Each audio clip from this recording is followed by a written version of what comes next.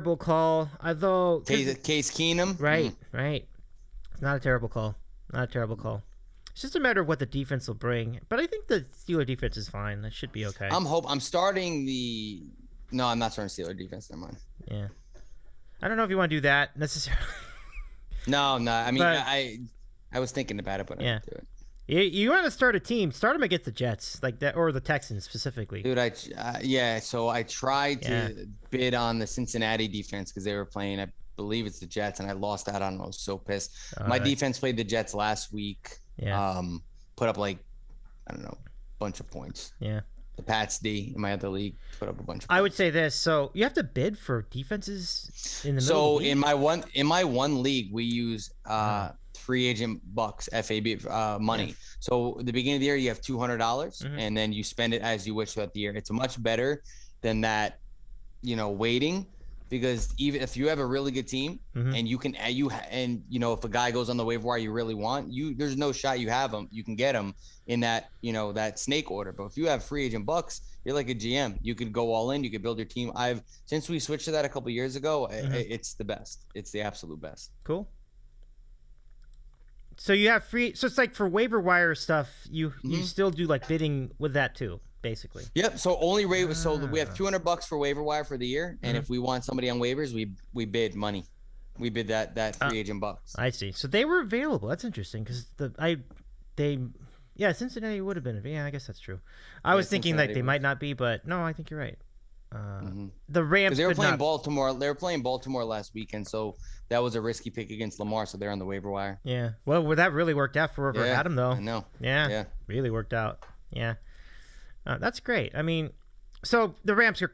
There's no way they're on there, right? Like someone's got them by now. Yeah, they're gone. I mean, what's on there now is the Browns, Philly. I picked up Indianapolis because I think they're playing the Jets next week, or a shitty team next week. So I picked them up. So. Pretty good. No, I dig it. I mean the fantasy team, which started 0-2, we climbed back to 4-3, so we're looking pretty good. I love it, man. Yeah, I love it. That's what I'm climbing back to. It sucks, fantasy is weird for me the past 2 years. I've had my team went to the finals last year, but I finished the regular season with like a 6-7 record. Right. This year, in my big league, I am 3-4. But last year, I was the second in the league in points in the regular season, and I'm fourth in the league in points this year, which means my luck is shit. So like when I play a guy and I'm usually playing either the second highest or third highest scorer in the league every week. Like it's been bad because if I had to schedule, I'm scoring 130 plus points a week. I really should only have like 2 losses this year. It's crazy. But my team's solid, and I think it says a 78% chance to make it. If I make the playoffs, anything can happen. So, been in finals for the past 3 years. Got to keep it going. Yeah, with you on that. Wait, really? Like you've been in the champ? That's really good. So I won in 19. No, I won in 8. I won one league in 18, one league in 19, was in the finals of a league in my league in 20, and this year. So I haven't paid for a fantasy league in like four years. Because I've made money the past 4 years, so it's awesome. Yeah. All right. I'm pretty much ready to go. Are you ready to go too? Let's do it. Yeah, okay. Let's do it. Let's do it.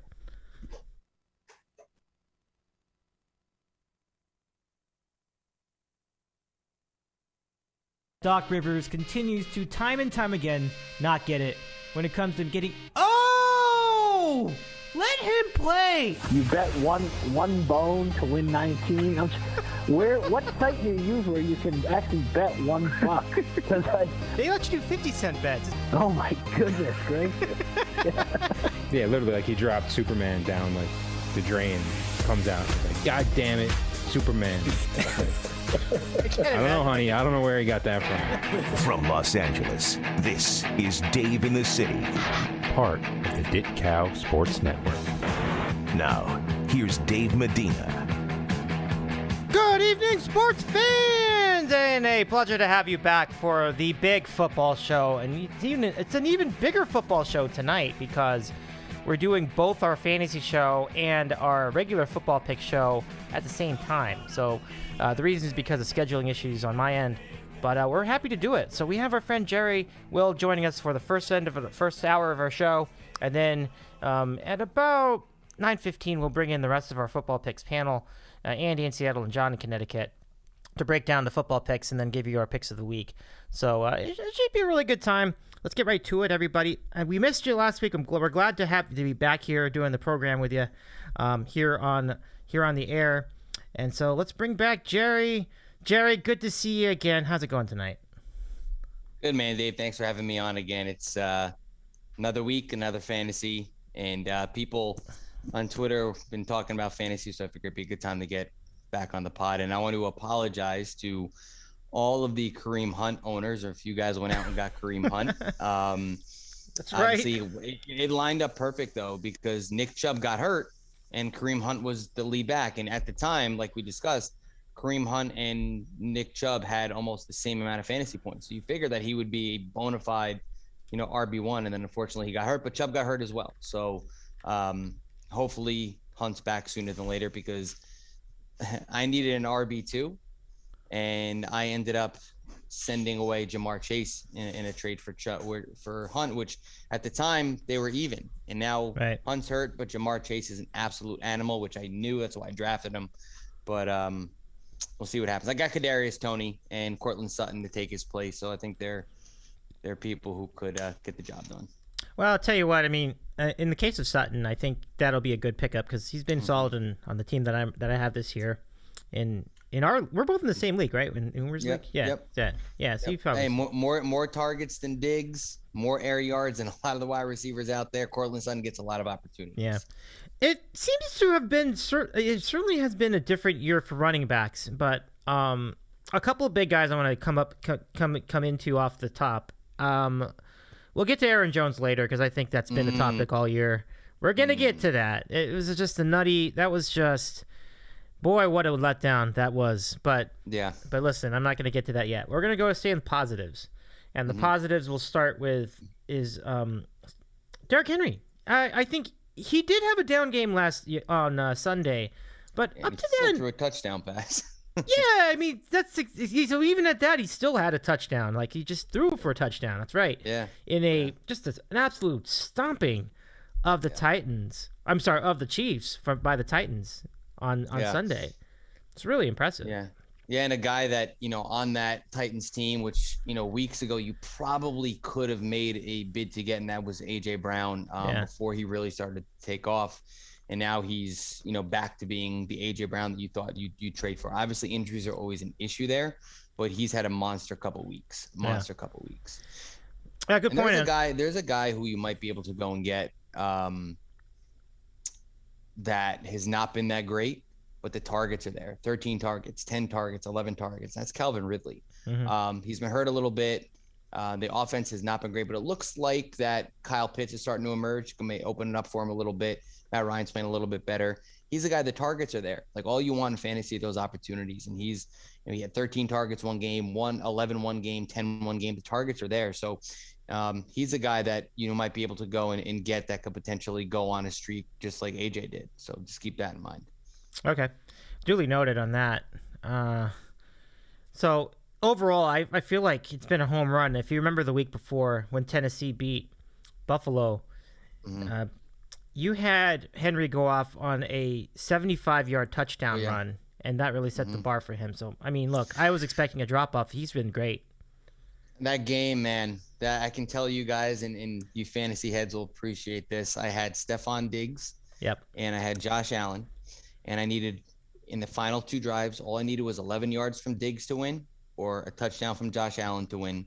And they were at the 1 yard line. Josh Allen tried to sneak it. They couldn't get it done. And I ended up losing that week on a crazy week. Like I said to you earlier, Dave, with that one league, I have some crazy bad luck. Josh Allen 1 week rushed for a touchdown, but he slid into the end zone and they called it back. I lost by 2 points that week. So, you were in on that. Yeah. Oh, right. Yeah. And then if you remember, they were going for it on fourth down. I mean, maybe we're talking about the same thing, but that was maybe that was earlier. But if you remember on fourth down, It was like less than 30 seconds left in the game. It was 4th and 1. And that was the game. Like, they could have kicked a field goal to tie it, but they went for it. Last week. Yeah, the week before. Yeah, I lost that one when he slipped at the goal line. Yeah, that too. Well, no, are we talking about the same play? That's what I was wondering too. So the game that you're referring to, is that the game that was a week before against Tennessee? Yeah, that was a week before. So I lost by like 4. That all I needed was that 100-yard bonus, which had been 5 points from Diggs, 5.5 with the catch. I needed 11 yards, didn't get it, and then all I needed was that touchdown by Allen. I would have won. Lost there at the goal line, and a couple weeks back that he slid into the end zone, and the ref said he gave himself up. The touchdown off the board. I lost by 2 that week. So in reality, in that league, I'm 4th in points. I really should only have 2 losses. Dude. Yeah, that sucks. That sucks. Yeah.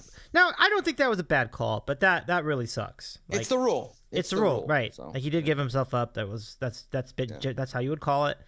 Yep. But that's the unfortunate thing about fantasy sports, is that little things like that can like eat you up. Oh, now, you want to talk about Jones? Like, you mentioned the Chubb situation and the Hunt situation, so that was good setup for this. But man, I don't know. I just think that he's being underutilized at this point. 6 fantasy points is bad. Like, I agree. They abandoned the run game. I agree. I'm with you on that. Yeah, we kind of agree mutually on this, but there's no doubt. Like, they don't run the ball enough, and I don't really see why. Like, it works. Are they just? I mean, and also with them is, with Aaron Jones, he has always been a threat out of the backfield. He's not getting a ton of that this year. I think last game, like I said, I watched, it was a really, really weird game script. They literally just abandoned the run. Yeah. This week could be a little bit different because potentially no Lazard, potentially no Devontae Adams. They're going to have somebody to throw the ball to or somebody to utilize, which sucks for me because I'm playing Aaron Jones in 2 leagues this week.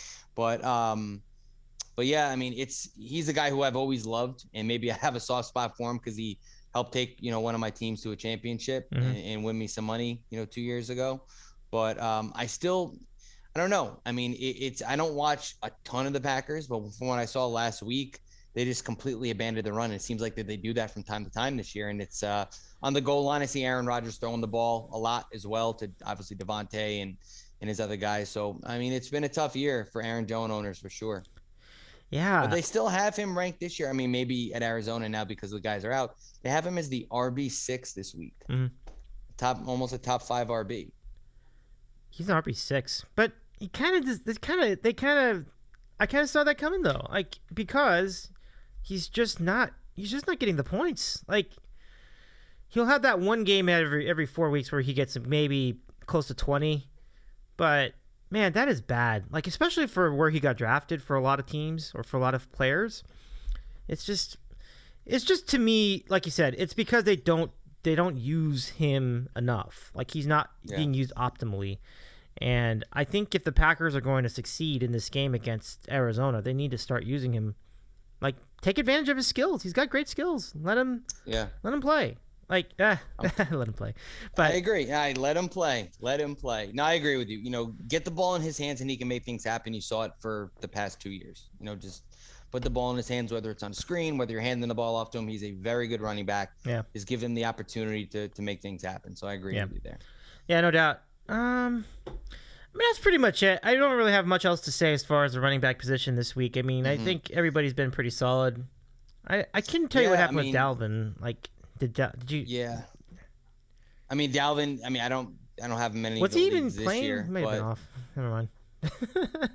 When last week? Yeah, I forgot. Maybe they're on let's see. I think he had a monster week. I think he had like 100. Let me see. Let me go see. Week 6. What week are we on? Week 8. We are in. Yeah. So that was that was week 7. So we're in week 8 now. But all right. So yeah, no. So yeah, he had off last week. You're right. Yeah. You're right. But before he had 140 yards. So okay. He's starting to get back into form. Last week was crazy, man. Am I the only person? I'm sure everybody had dealt with By-Mageddon. I mean, By-Mageddon was insane. My team was made up of waiver picks and bench picks. I didn't have enough spots on my bench for my team. So the Bills were off. So I had, Allen and Diggs on my bench. The Steelers were off. So I had Najee Harris on my bench. Obviously, Kareem Hunt's hurt, so I had Kareem Hunt on my bench. It was crazy in all my leagues. Even, my one league, Eckler was off, James Robinson was off, Diggs was off, Emmanuel Sanders was off. I mean, every week my bench was just packed with buys. So last week, buy Mageddon was madness. I went 1-2. Yep, I went 2-1 last week. So I like to say I survived by Mageddon. Yeah. But I'm happy to be able to fill back out my roster this week. That's for sure. There were 6 teams on a bye last week. That is a challenge for everybody. Yeah. It was insane. I've never seen that. I think it's because of the longer schedule. Like, they now have an extra game. Like this. It was the London game as well. Yeah. Played a factor because obviously you play in London, you have the bye next week. So it was the London game, all the buys, and buy Mageddon, man. It hit me hard. Hard. No, you're right. It was weird because, like, I was looking, like, for FanDuel purposes, I'm like, okay, which running back's going to have? Like, there were barely any. And then one of them was Aaron Jones. Like, nah. Like, I'm not going down. I made the right choice. He didn't do much. So I think what I ended up with doing is I thought about going with Derrick Henry. I understand he wasn't spectacular, though. Like you said, he did have a touchdown pass. I think that would count, right? Count. Definitely. Yeah, I thought so too. So definitely count. So he was good. I didn't go with him. I went with who did I go with? I'm gonna go check my FanDuel result. But I liked the guy I picked. I actually ended up with an extra wide receiver rather than, for the flex. Like, did you do a wide receiver for the flex this week, or did you go I did it at Cortland Sutton. Yeah, good call. Sutton had a nice game. No, I'm sorry. No, I didn't. Sutton was my – because I had Diggs out, so I had Godwin, Sutton, and then I actually went Rashad Bateman. Oh, which Bateman. He was okay, but you can just tell he's starting to get his footing in that offense. And on our first show, I told you, I said, this guy's on the IR, stash him. He had 6 targets his first week, 6 targets again. Lamar looks at him downfield. He had the same amount of yardage as Hollywood Brown on less targets this week.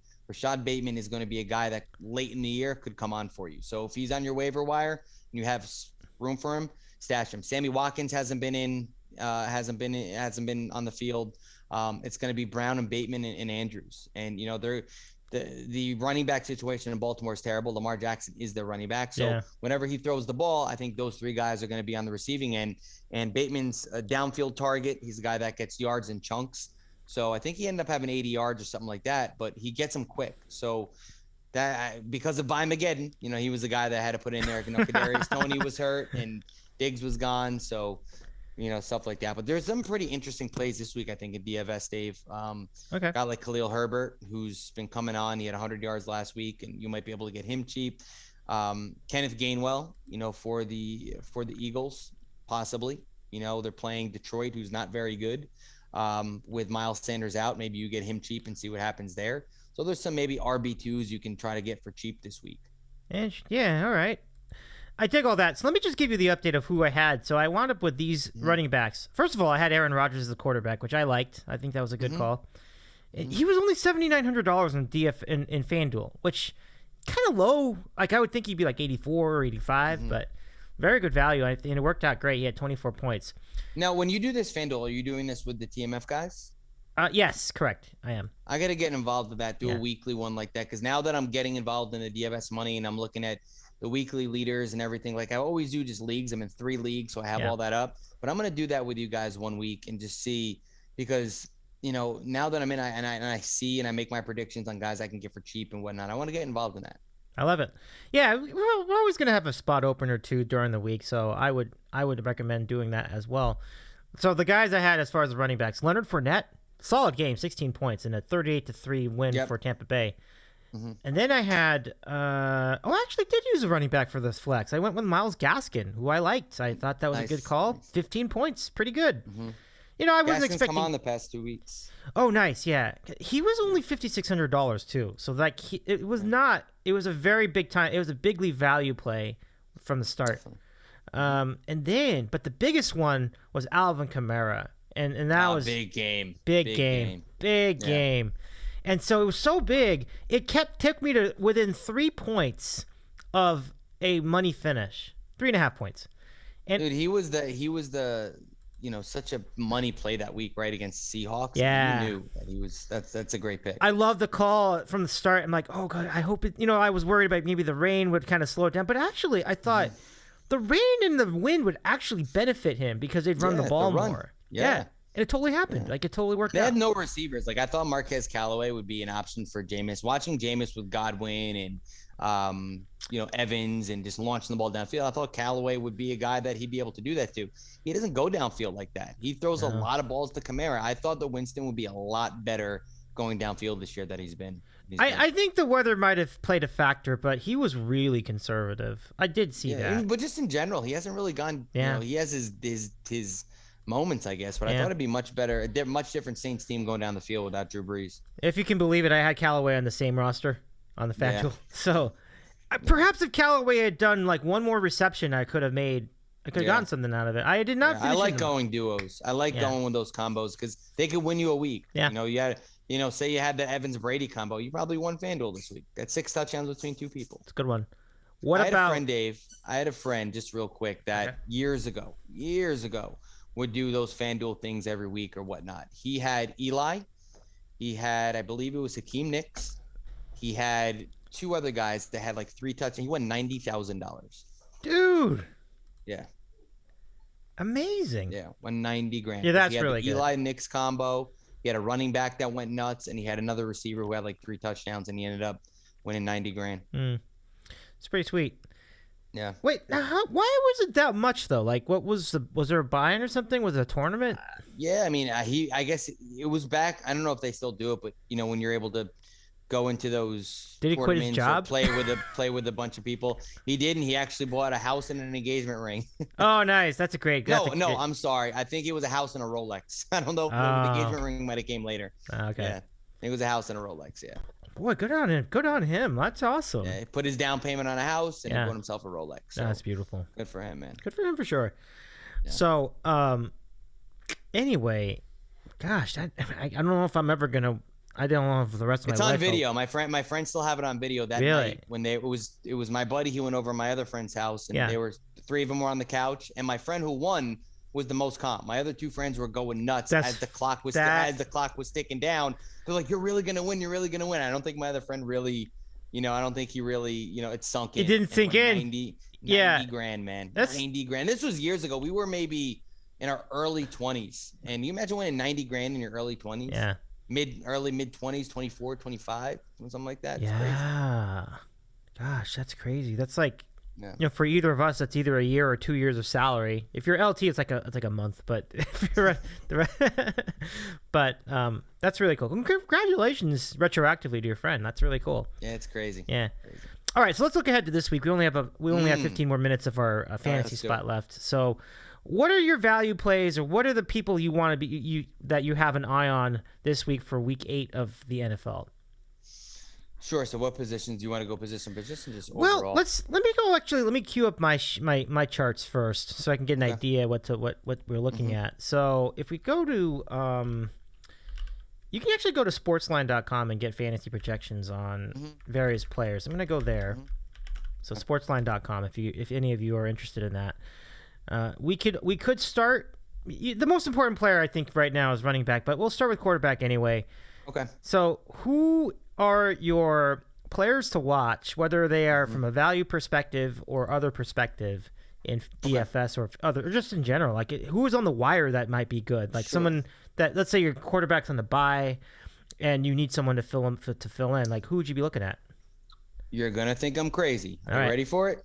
Are you ready? Daniel Jones. Whoa, interesting. They're going to KC. Yeah. They're facing a very pissed off Kansas City team. Yep. Who has a very bad defense. I expect the offense for Kansas City to go nuts. I expect the Giants to throw the whole game against a bad Kansas City offense. I think garbage points are going to be in the mix. I think that Daniel Jones is going to throw the ball 35 plus times. So I think that he, as crazy as it sounds, he could be a streaming opportunity in KC. I don't even see him on the chart. That's just crazy. Like, let me see if I can find him. Like, what would his number be in a DFS? And Dave, he's gotten a bunch of his guys at practice today, meaning Sterling Shepard was at practice today. Obviously, Darius Slayton, Kenny Golladay, and Kadarius Toney. If 2 of those play, that gives him some more ammo on that Monday night. And I think that he is a very viable streaming option because I think the Giants are going to have to throw the ball a lot. They're going to be, I mean, look at they're they're facing a Kansas City team at home that just got embarrassed and that are on the ropes. They're not playing good football at all. Right. I think they're going to come out and want to put on a show on national TV. They're going to put up a lot of points, and the Giants they can't run the ball. Maybe even I know Saquon Barkley dressed for practice today. I don't know where he's at health-wise, but he's going to get some weapons back, and I think he's going to have to throw the ball a lot. So as crazy as it sounds, I think Daniel Jones could be a viable streaming option this week. I'd stream Matt Ryan next week against Miami, and if it wasn't for his turnovers, it would have got me a nice 27 points. So he might be on the waiver wire against Carolina, who's not very good either. So maybe, their offense is starting to play better. Matt Ryan could be a viable one as well. Big time. I'm not seeing him on my chart, but that's because it's a Monday night game, so I'm not. Yep. I'm not. A lot of the duels don't go to Monday night. They only do the Sunday games. But I'm confident that you have the right idea. I just wish I knew what his actual number was. Like I think. It'd be like, for example, do you think he would be getting in a DFS scenario? Would he be getting like 66,000, 7,000? Probably. I think it's going to be cheap. I think he's going to be cheap. I think that you could, if you want to try to get cute or creative, I think that he's a guy that might be able to put up some comparable, numbers to somebody you might pay a lot more for. Right. Just because I'm not saying he's going to go out there and win the game for the Giants, but there's going to be garbage time involved. They're going to have to throw the ball a lot. Yep. And I think he'll be able to get some yards. And I think that, if the Giants are going to score, I mean, Booker's okay. If Saquon's not playing, I think they're going to have to throw the ball a lot. And if he's able to get at least 2 receivers back, I think that's a big help for him. Yeah, definitely. I wish what I would give to have this. Let's just see if I can. No, none of these are going to Monday. There's no main slot. Okay, I'll figure it out later. I think one of the things with FanDuel is that they don't really give you like the slates you want until it's like close to the time. So it's still kind of early. We need another day. But most certainly in terms, if you were to just go to your fantasy league, like a permanent league, and you were to look up like whether Daniel Jones might be on the wire, pretty good chance he's on the wire. There's no doubt. There's no doubt because he's on the wire in all my leagues. Yep. Yeah. That's what I'm just thinking. A value pick, obviously, if you want to pick, a quarterback that might be, I bet you Joe Burrow is going to be expensive this week playing against the Jets. Yeah. True. I bet you even Kirk Cousins against the Cowboys. Now, I think the Cowboys are going to win that game, but the Cowboys defense. That's an interesting comment. You really think so? Yeah, I think outside of Diggs, I think that, between Thielen and Jeffrey, I think that's going to be a shootout type game that to keep up with the Cowboys, they're going to have to throw the ball. The Cowboys offense, man, I mean, you're going to have to play. Some teams are going to have to play them different. They're going to have to, maybe go for it on some 4th downs, whatever. When you give the Cowboys the ball back, there's a very good chance that they're putting points on the board. I mean, they have a very good offense. They're really mixing in Pollard and Elliott, keeping them both fresh. They have CeeDee Lamb, they have Amari Cooper, Dalton Schultz has been good, Dak Prescott's been really good. Their offense is very, very good. Yeah. So, in a game against Minnesota, if Minnesota wants to keep up, they're gonna have to put up points. So I think there's gonna be a lot of throwing downfield there as well. Am I reading this correctly? Are they projecting Daniel Jones to have 21 points? That's crazy. What I tell you, I don't know if that's. I didn't even realize that. I don't actually know this yet. I'm just looking at it right now. That'd be nuts if that's really the projection. That seems like a lot. I think it's. I mean, with the game, the type of game script that it's going to be, I think it's going to force the Giants to throw the ball a lot. That's just my opinion. And the Kansas City defense is not good.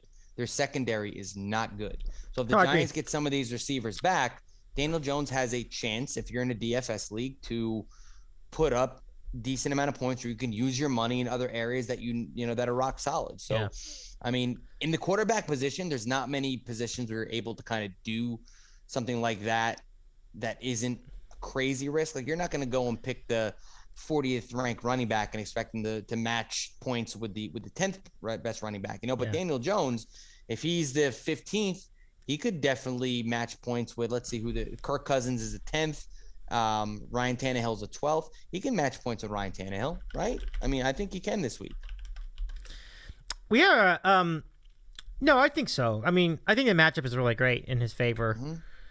I just don't know if Daniel Jones is going to get the ball downfield enough to do it. But hey, listen, like, he's had occasionally good, and the thing is, he's mobile too, which I think is and Dave, he's had like prior to that game at home against the Rams, he was graded as one of the better passers in football, which is crazy to think. He was graded as one of the better passers, and he had weapons. Kadarius Toney blew up for him. Darius Slayton, I'm sorry. Sterling Shepard's been good. He's done really good. Even the game against the Cowboys before his concussion, he was throwing the ball downfield.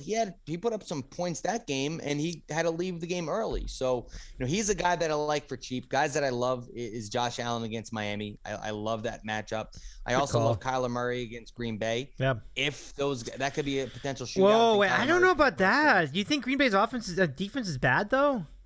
I don't think it's bad, but I think that game could go back and forth. Oh, okay.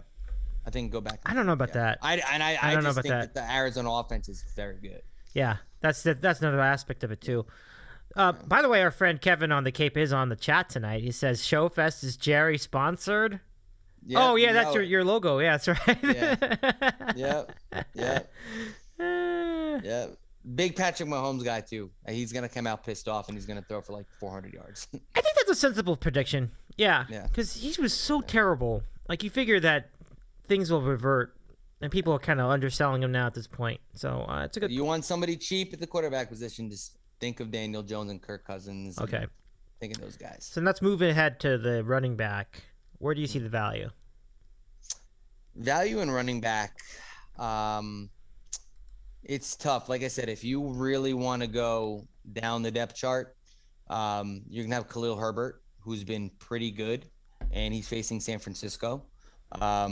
I think he's somebody who, he had 100 yards last week. He's a shifty guy. If you wanted to start him as an RB2 before getting an RB1, I think that's a good pickup. I also think, unfortunately, I'm playing this guy as well as Joe Mixon against the Jets. I think Cincinnati's going to put up a good amount of points, and Joe Mixon is going to have opportunities to score the football. So I don't think Mixon could be around a top 10. I think Fantasy Pros has him around top 10 this week. I don't know what his price is going to be, but he's the guy you might want to look at as well. And then, like I mentioned earlier, is Kenneth Gainwell. Obviously Boston Scott is going to be in the mix, but Gainwell should be able to put up some numbers for you against the Detroit team with Miles Sanders out. So I think he's going to be probably around the 20s for running back. So he's going to be pretty cheap.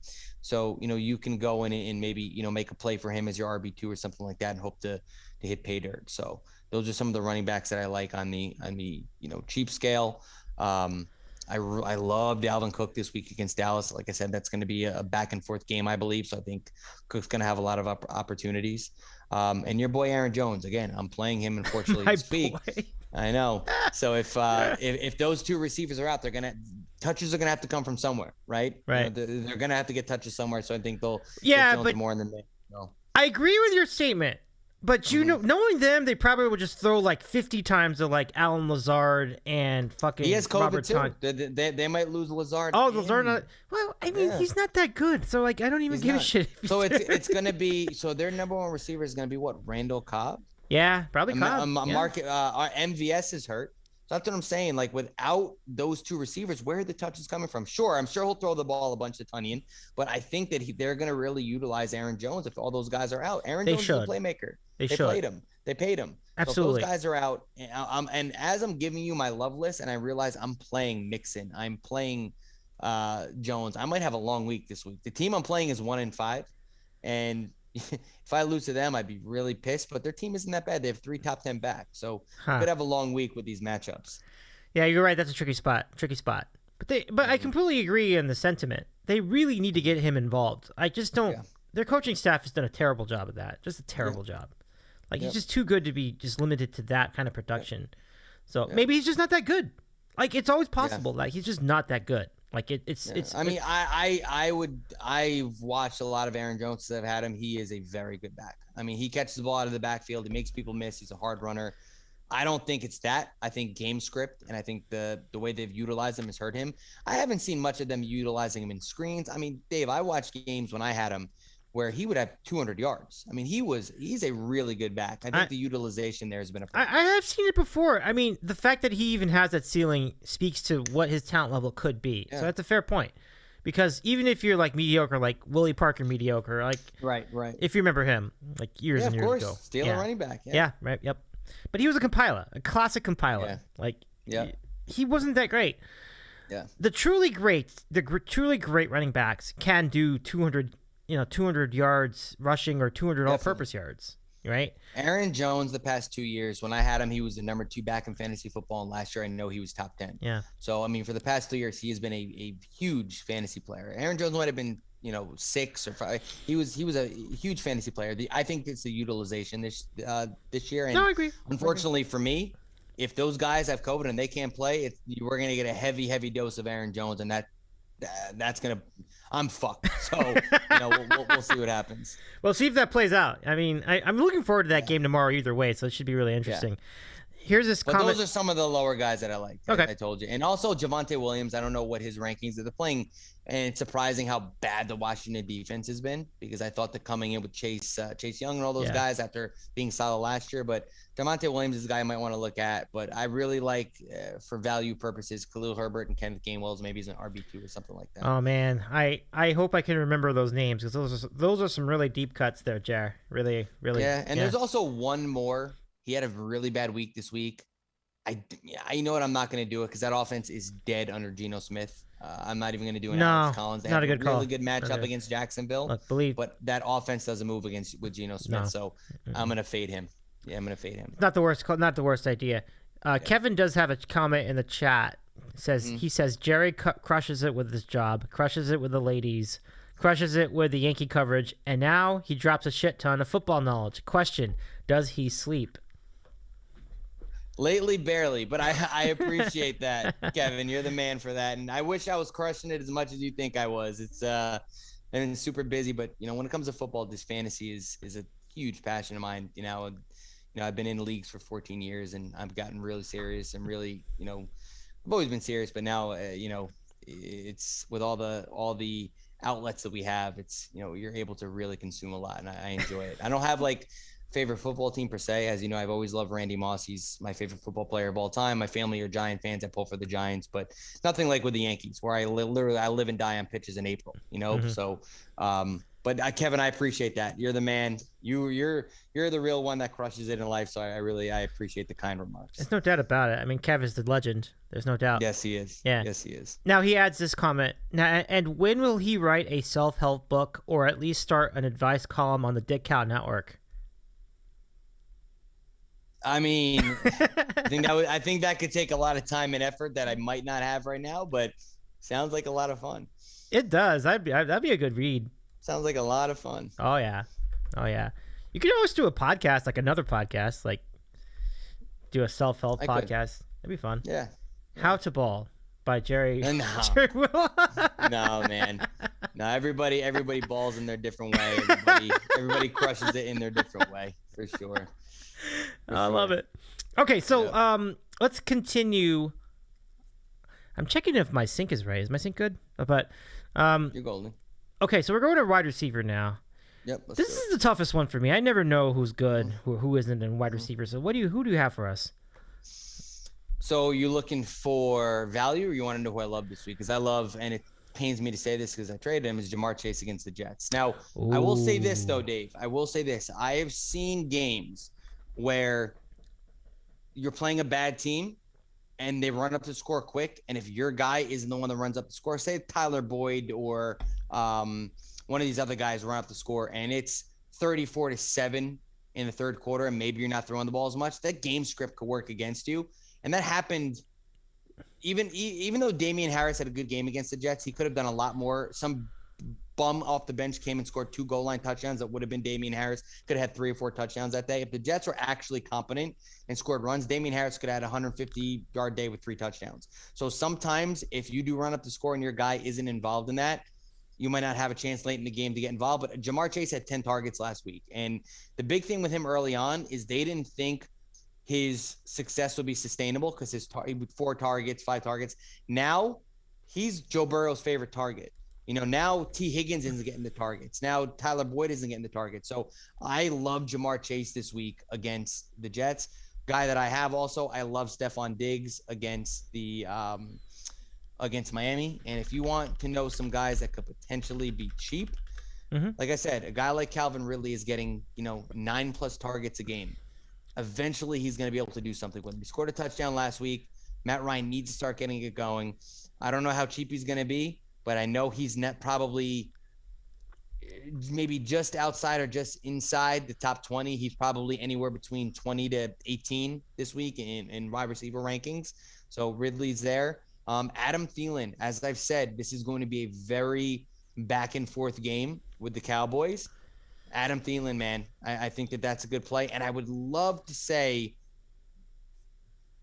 Kadarius Toney. I'd love to say Sterling Shepard. I just don't know. Kadarius Toney screwed me the 1 week. He came back. He played 5 plays, had 3 catches, hurt his ankle, and left in the first quarter. Yeah, that's not, that's not his fault. He got hurt. It's not, but he's coming off an injury, and I'm afraid that could potentially happen again.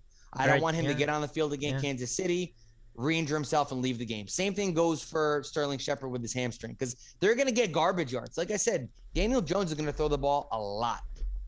Last week, I told somebody, hey, use Darius Slayton or Dante Pettis. Dante Pettis scored a touchdown, because they didn't have any, they didn't have anybody to throw the ball to. Right. So I think against KC, they're going to throw the ball a ton. Yeah. And if any of those wide receivers are truly healthy, Dave, I would love to put them in there this week. So, those are some of the guys that I like this week. I do want to issue a word of caution with regard to Jamar Chase, because he had a 201-yard receiving day. You generally would not see that repeated, and I feel like he could be sub 100 this week. The thing I like about Jamar Chase, or like what they do with Jamar Chase, is the majority of the times they get the balls downfield. So he gets yards in chunks. So he might make a 40-yard catch or a 60-yard catch, and he has, escapability. You saw him break 3 tackles for 70-something yard touchdown. So I even noticed when I had him, I looked down and I was like, damn, Jamar Chase has 1.5 points. And then, I look up and he has 12.5 points because he scored a 60-yard touchdown. So I know Joe Burrow takes those shots to him. And listen, it's possible, right? Every week a player busts. It's possible that what you're saying is true. But I like the air yards for Jamar Chase, and I like that they're facing a Jet defense that is not good. Right. So I think if they're able to put up points early on, I think Jamar Chase could definitely be involved in that. So I don't expect him to repeat the 200 yards, Dave. That's an all-world big. I know. Seriously, I don't expect that. But I think you can, he's in the mix, obviously, to reach pay dirt for a touchdown or even get over 100 yards the way that they utilize him and how his targets are building and how they throw downfield to him. So, I really like Jamar Chase, and it kills me to say, because I could have had my receiving core could have been gross. I could have Kadarius Toney, Jamar Chase, Stephon Diggs, Cortland Sutton, and good Godwin, and I could have traded a package of 1 or 2 of them for a stud. It just sucks that I got rid of him, but that's on me. All right. Well, he's a great player, and I agree he is going to be great long term. He's going to be an awesome pick. So if you don't already have him, and if somehow you find, I can't even imagine he'd even be on the wire, but if you do, no, he's a top 5 wideout, right? So that's more of a DFS play then, because he's clearly taken in the regular permanent leagues. Yeah. There's something that I want to. Before we get to our next topic, is the tight end position. Yeah, we can close with that, and then we'll just go on to the regular thing. It's interesting, Dave. For the past 3 years, I've found top 10 tight ends on the waiver wire throughout the year. I had 2 of them in 19. I had Higbee, and I had Jared Cook, were both, within the top 10. I didn't draft him. I found him on the waiver wire. Last year, I forget who I had, but he was very solid because I ended up getting to a championship game, so he was solid. This year, I picked up Mike Gesicki. In my league, he's the tight end 3. He's been a monster. So, I see a lot of people reach for, in short, you get a Travis Kelce or Mark Andrews. Those are elite. But I see people reach for guys who might be not even middle of the road, but guys who are projected to be good tight ends, like a Hawkinson and things like that. You can find somebody on the waiver wire. I've done it for 3 years. I found productive tight ends on the waiver wire. Last year, Robert Tonyan was on the waiver wire. So I have adapted this new method of not, unless one falls in my lap, I've adapted this new method of just waiting and trying to figure out the tight end position as the season goes on. And now I have literally a top 3 tight end I got for $0 on my waiver wire. So let me ask you this question. Is there a tight end specific slot in your roster? There is. In my 14 year league, we have a specific tight end slot. I know some leagues have the wide receiver, tight end, running back. We specifically have a tight end spot. Yeah. Okay. Yeah, and I don't like that they force you into that. Like, I would rather it was just like a WRT, like running back, wide receiver, tight end. Put whoever you got to put in there. But if you do have to have a tight end, that's probably the way to do it. And not drafting one, I think, is a good strategy because I feel like you overpay if you draft him. Yeah, Dave, let me tell you this. I'm looking at the top tight ends right now. Mm-hmm. Mike Gesicki is top 3 in my league. He was not drafted. Dalton Schultz was not drafted. He was on the waiver wire. Hunter Henry was not drafted. He was on the waiver wire. Was that Andy? Yeah, I think so. Go ahead. Go ahead, Jack. Well, no, I'm just saying, like, there are guys that you'll find on the waiver wire that are going to be able to be productive, without a doubt. I mean, tight end from the tight end position. I'm not talking productive as, hey, they'll score 6-7 points. I mean, I'm talking, I've had top 10 tight ends, top 5 tight ends in the past 3 years I found on the waiver wire. So keep that in mind when you're drafting next year. If one of the big ones don't fall in your lap, I think you'll be able to figure out the tight end position as the season goes on. It's nerve-wracking, and believe me, when the first week and I was starting Zach Ertz last year, who was terrible. This year I started, guy who was terrible. I don't even remember who it was. It is nerve-wracking when you're seeing 1.5, 2.5, 3.5 put up. But, as the year goes on, things start to shake out and you start to get a feel for who you can use. Like a Mo Alley Cox, I know guys have used. And, me, like I said, my Gesicki I got for $0. He's top 3 tight end in my league. So do I think he's going to keep up that production? No. But I do believe he's going to fall within the top 10 this year. And to get him for $0 on a waiver wire is golden. That's awesome. Good one. Good note to end on, Jer. So we'll keep you on if you don't mind hanging out with us until the top of the hour. We'll talk about some more football. And folks, it is now time for our favorite part of the year and our favorite part of the show as well. Well, the fantasy stuff is my favorite part too. Actually, we've got a lot to cover both ways. But now we segue to the football picks, and on the segment, we really have a lot to cover. The thing about it is there were a lot of blowouts this weekend. We had the largest margin of victory in the entire NFL in quite some time. I think they said it was sometime in the 70s the last time we had this many games decided by that many points on average. But despite that, we had some big upsets in the National Football League and in college football as well. We had a 9 overtime game in college. So out of all of that, how does the panel sort itself out? Who ends up ahead? Who ends up behind? We're going to find out as we recap what has continued to be a very juicy season here in football across the board. So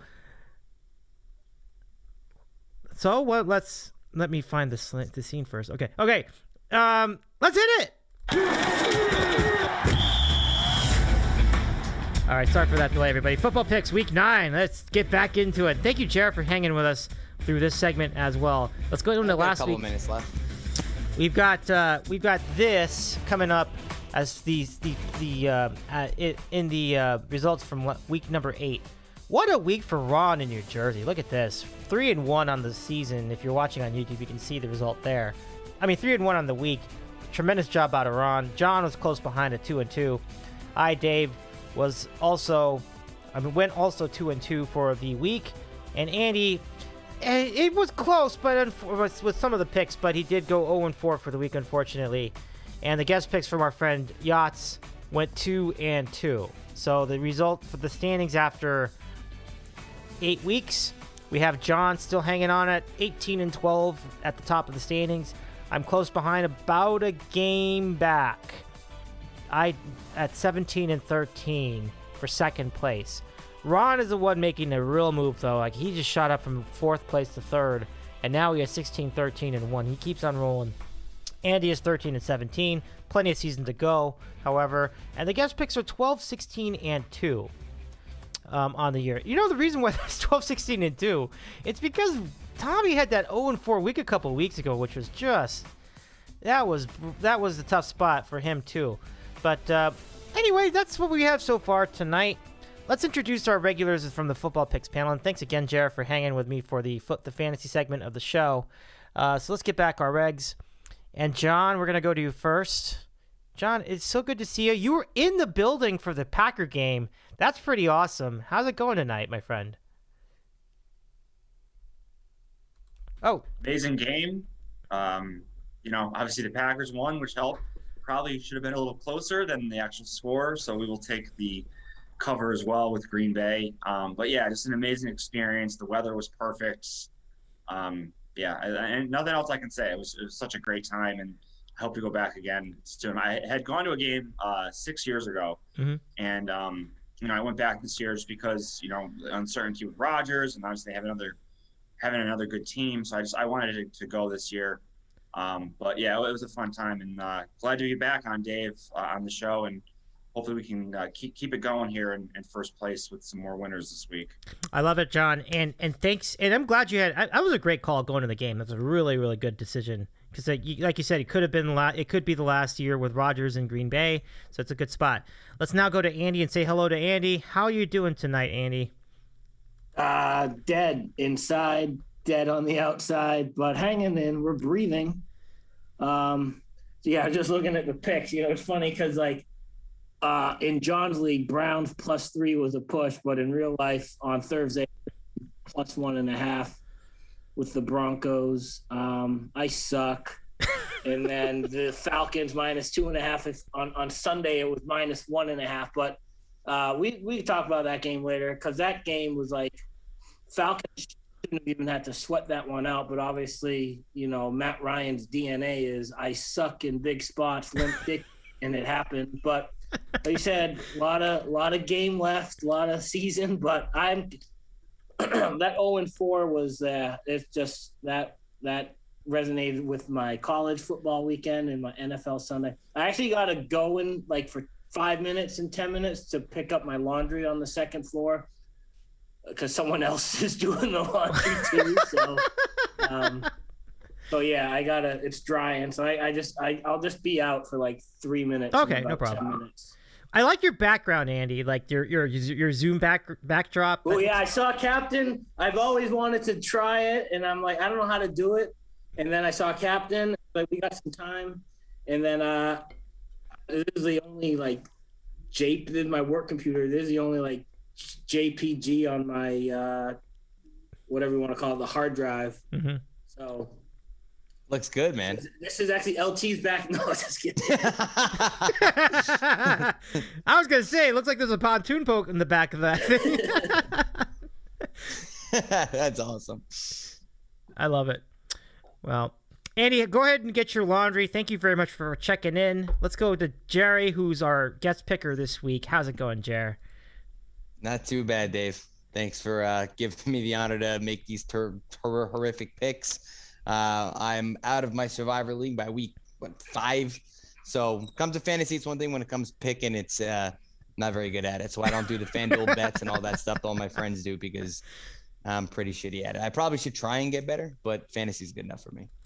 Listen, if you got a good thing going in the fantasy, you got something, right? If you got a thing going, whatever it is, stay with it. And I'm gonna try to do one of those, when I do, because I do want to duel with you guys. And the duel, yeah. Money. I'm gonna put some money into it. I'm gonna do some of those crazy 8-leg parlays and see if I can get one of these weeks and see what the hell happens. Funny you mentioned parlays. So I've been trying to mix in a new segment called Degenerate Moment of the Week, and I love that. So my degenerate moment of the week was when I was in the middle of the week when I saw that you had, Cincinnati at Baltimore. I'm like, hey, you know what? Cincinnati's not that bad. Let's try it. And then you had Tennessee against the Chiefs, and Tennessee always plays Kansas City tough. So I'm like, I'm going to parlay both money lines. It was an 8-1 payout. I won. It was a big week. And wow. So that's my degen moment of the week. So let's go back. That's awesome, man. Well, thank you. John, let's go to you. Do you have a degenerate moment of the week, either positive or negative? Oh, God, Dave, my whole life is a degenerate moment when it comes to gambling. My goodness. I just made bets to win on the Bermuda Championship for golf this week. So I guess I'm going to consider that degenerate. I would, yeah. I don't know. The PGA Tour event. It's not like I'm, betting the low, qualifying tour. It's still a PGA event. So we'll go with that for my degenerate moment of the week. It's a pretty good entry.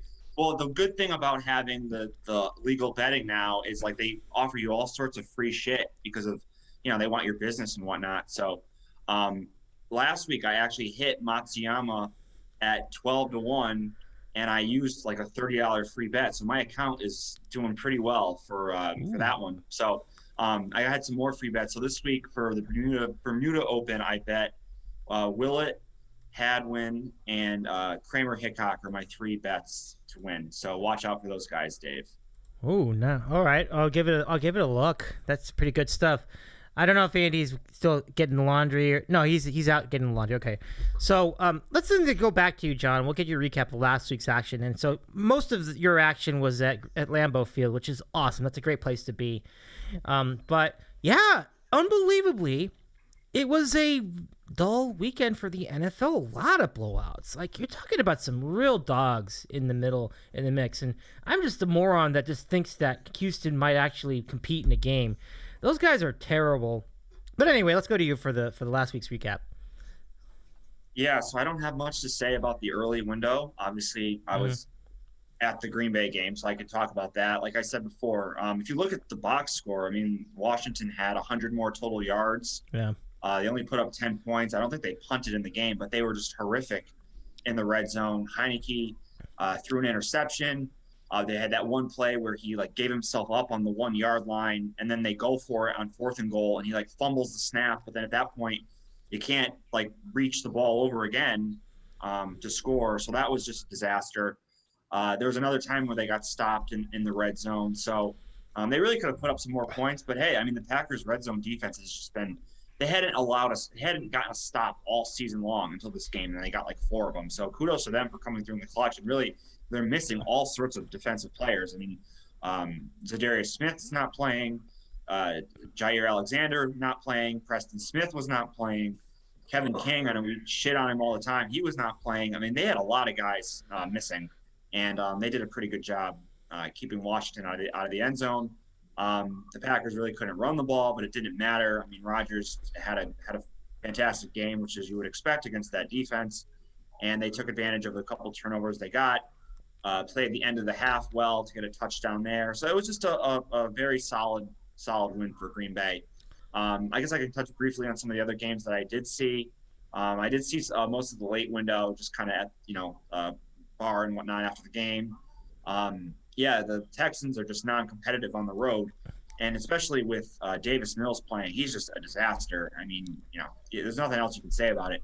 At home, they've been kind of pesky, and if Tyrod Taylor comes back this week, I could almost see them staying within 10 points of the Rams. I could see that, but if it's Mills, I just can't trust them at all.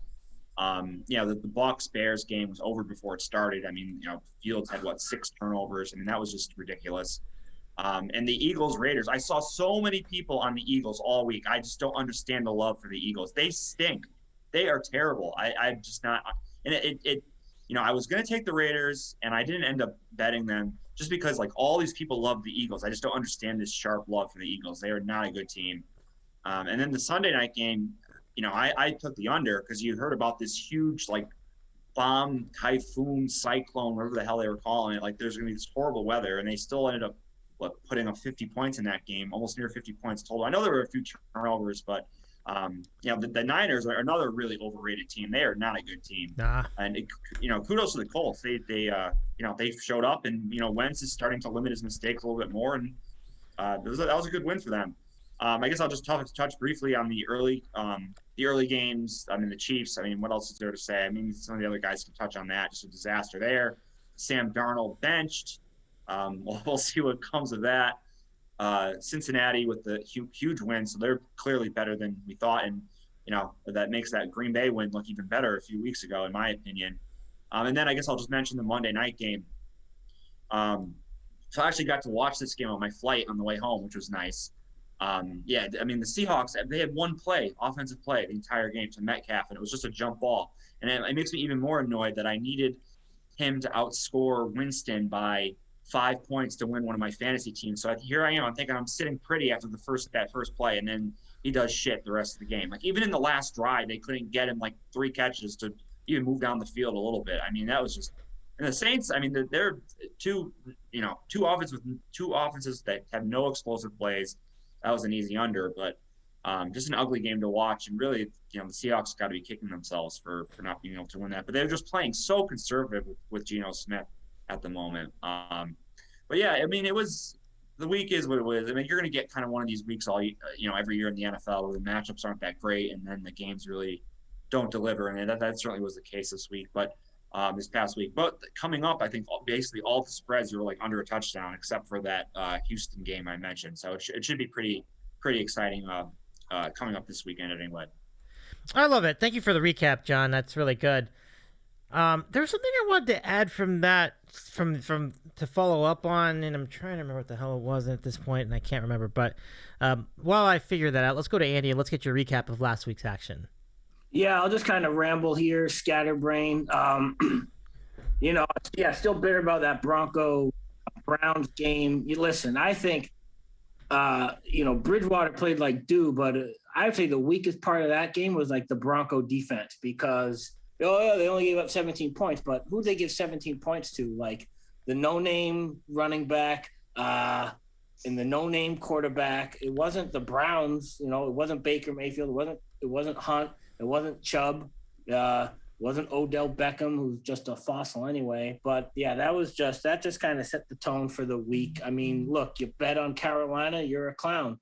You're seeing PJ Walker coming for Darno. It's like the 3 games that kind of stick out this year, just to prove you got your pencil. It's hard to win in the NFL. The Saints getting killed, or the Saints killing Green Bay week 1, and then obviously Carolina beating the Saints. So after that, I mean, like maybe the Panthers are pretty good. And then obviously, I know the Titans had no receivers that day, but the Titans losing to the Jets, that's a crazy game right now. If you step back and look at the league from 20,000 feet in the sky, I mean, yeah, that Chiefs Titan game, that was crazy. You keep thinking for KC to turn it on. It's like watching the Warriors game when Curry is like 2 for 10 and you're like, oh, they'll get going in the third quarter, and they never did. I mean, something's rotten in KC. Like, I don't know why they didn't like try to change their offensive game plan. Tennessee's defense is porous. I mean, they had backups in the secondary, but still rotten in KC. Maybe they'll figure it out next Monday against the Giants. I was just in the abyss on Sunday. I was one of the poor souls that took the Eagles. I'm that poor soul that, 31-5 rooting for Davis Mills to backdoor because I read this little stat that teams that are favored by 20 or more in the NFL usually don't cover. So hello, Houston plus 20, sign me up. That did not work out. I did like the Bengals against the Ravens. That was like surprising second half. The Ravens weren't even competitive in the second half. Bengals are, the darlings of the AFC at the moment. As of last week, you could have gotten them 45-1 to win the AFC. I'm sure those numbers have changed now. Quick thought on that Sunday night game. Yeah, I had San Francisco like a fool. I should have paid more attention when I forget which Bennett it was. I think it was Martellus Bennett, but he was on a podcast last week and he was like, Jimmy G's a bitch. He's not tough. And I'm like, it's rain. Jimmy G might not want to be in this weather. And I don't think it was Jimmy's fault that they lost, but Carson Wentz definitely drew from the Flacco / Roethlisberger playbook. Throw it as far as you can and hope for a penalty. And that happened 3 times on Sunday night in the weather. So kudos to Indianapolis. They might go on a little run now. Wentz is, like John said, not a complete dunce at the moment. And Frank Reich knows how to call he's very good from offensive play calling scenario. And Jet fans are butthurt about the Pats. Listen, the Pats aren't going to have a good year.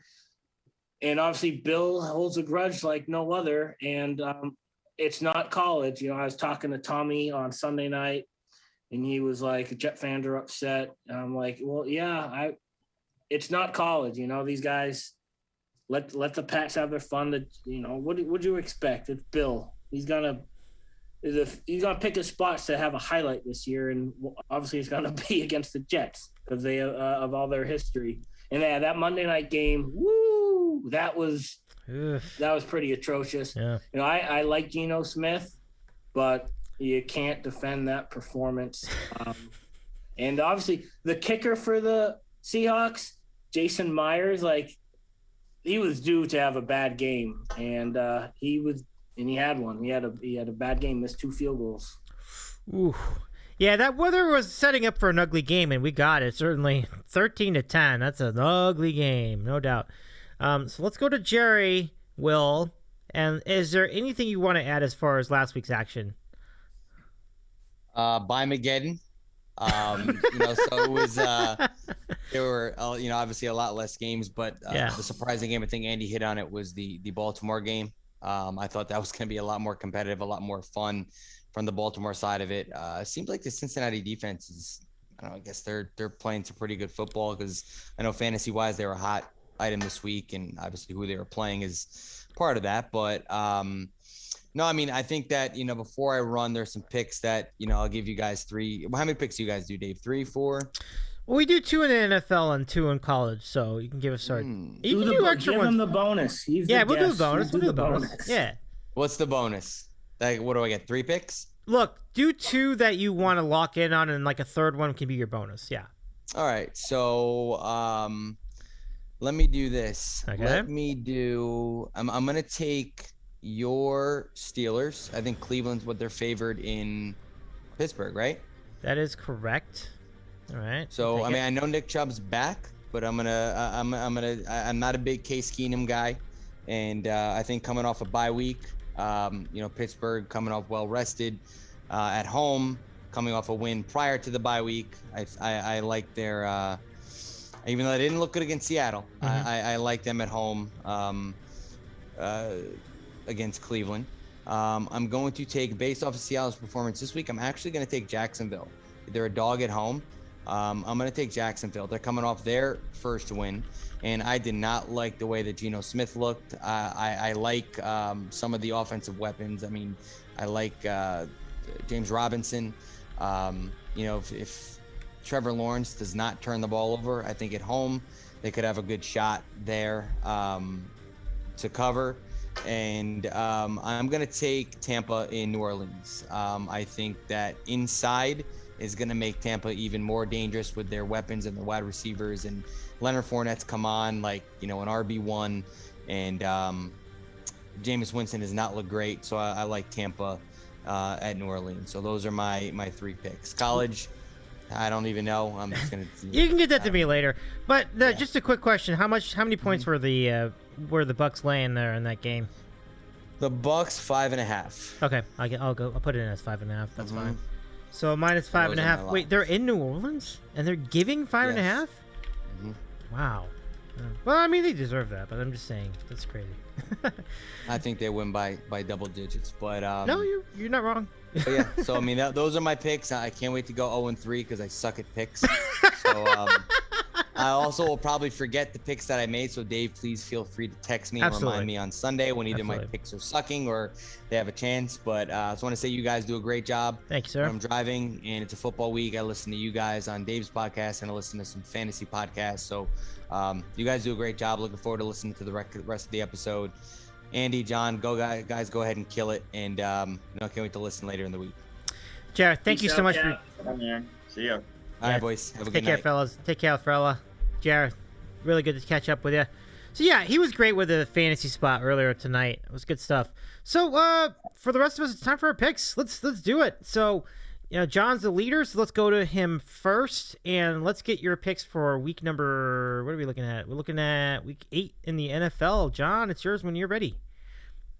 Yeah, week number 8. Who could believe it? We're almost halfway through. Crazy, right? It is. Yes, sad times, but exciting at the same time.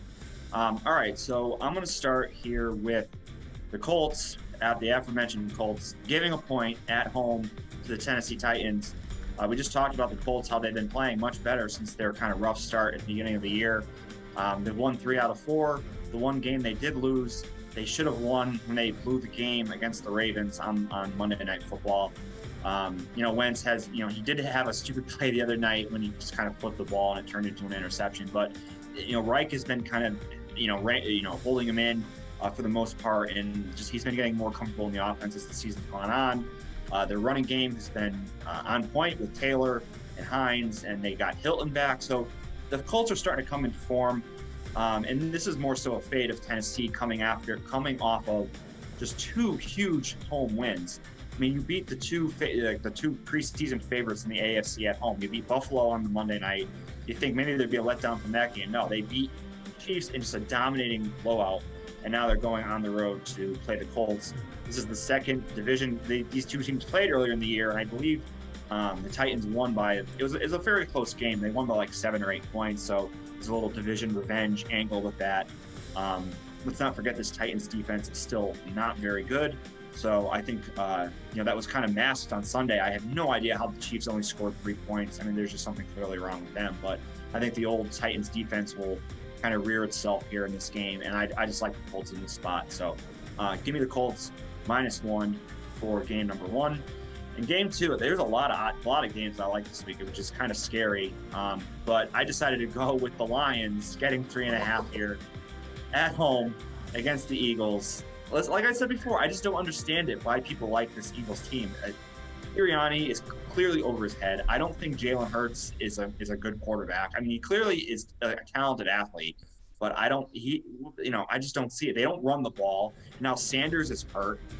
I just don't see it with this Eagles team. I'm sorry. I mean, maybe I'm going to be wrong. Like I took the Lions a couple weeks ago, and the Bengals just crushed them. But again, the Bengals, that turns out to be, not too surprising. The Lions, like we've talked about before, have been in pretty much every game. They could have won that game against the Rams. They were driving late, and Goff threw an interception. I just think this is going to be close, and you're getting 3.5. And the Lions players keep fighting for Campbell, and they're going to get their first win here eventually. And what better way to beat this just crappy Eagles team that I don't know why people just keep hammering each week with the spread, and I'm not going to fall for it. So give me the Lions +3.5 for game 2. So Colts -1, Lions +3.5. And by Andy's reaction, I think he might have gone with these 2 picks as well. So we'll have to see. That'd be interesting. Well, thank you for the picks, John. I'm kind of feeling them. I'm feeling both of those. Those are pretty good spots right there. It's interesting that because the Titans and the Colts are both coming off a win, so it would be interesting to see the dynamic of that. But I think of the two, you're taking the home team. It's a pretty solid choice. So thank you very much. Good luck with the picks, John. So very good. Let's now go to Andy. And when you are ready, we are ready for your Week 8 NFL picks. Thanks, Dave. And John right. I do have both, and I'll pivot on one of them. I am 0-4 last week, and I'm going to Vegas this weekend, and I need to ride somebody's coattails because I don't know up from down, and I'm not at the point where I'm going to take the opposite of who I like because that is rock bottom, but we're getting close. So sorry, John, in advance because I really like the Titans too. Oh, I'm sorry, I really like the Colts too. Everything you said is like a bingo's bingo, This is more of a anti-Titan pick. Like you said, they're coming off those 2 big wins. I think the fact that Kansas City was held to 3 points, that doesn't speak to the Titans' defense. I think the Titans' defense is atrocious.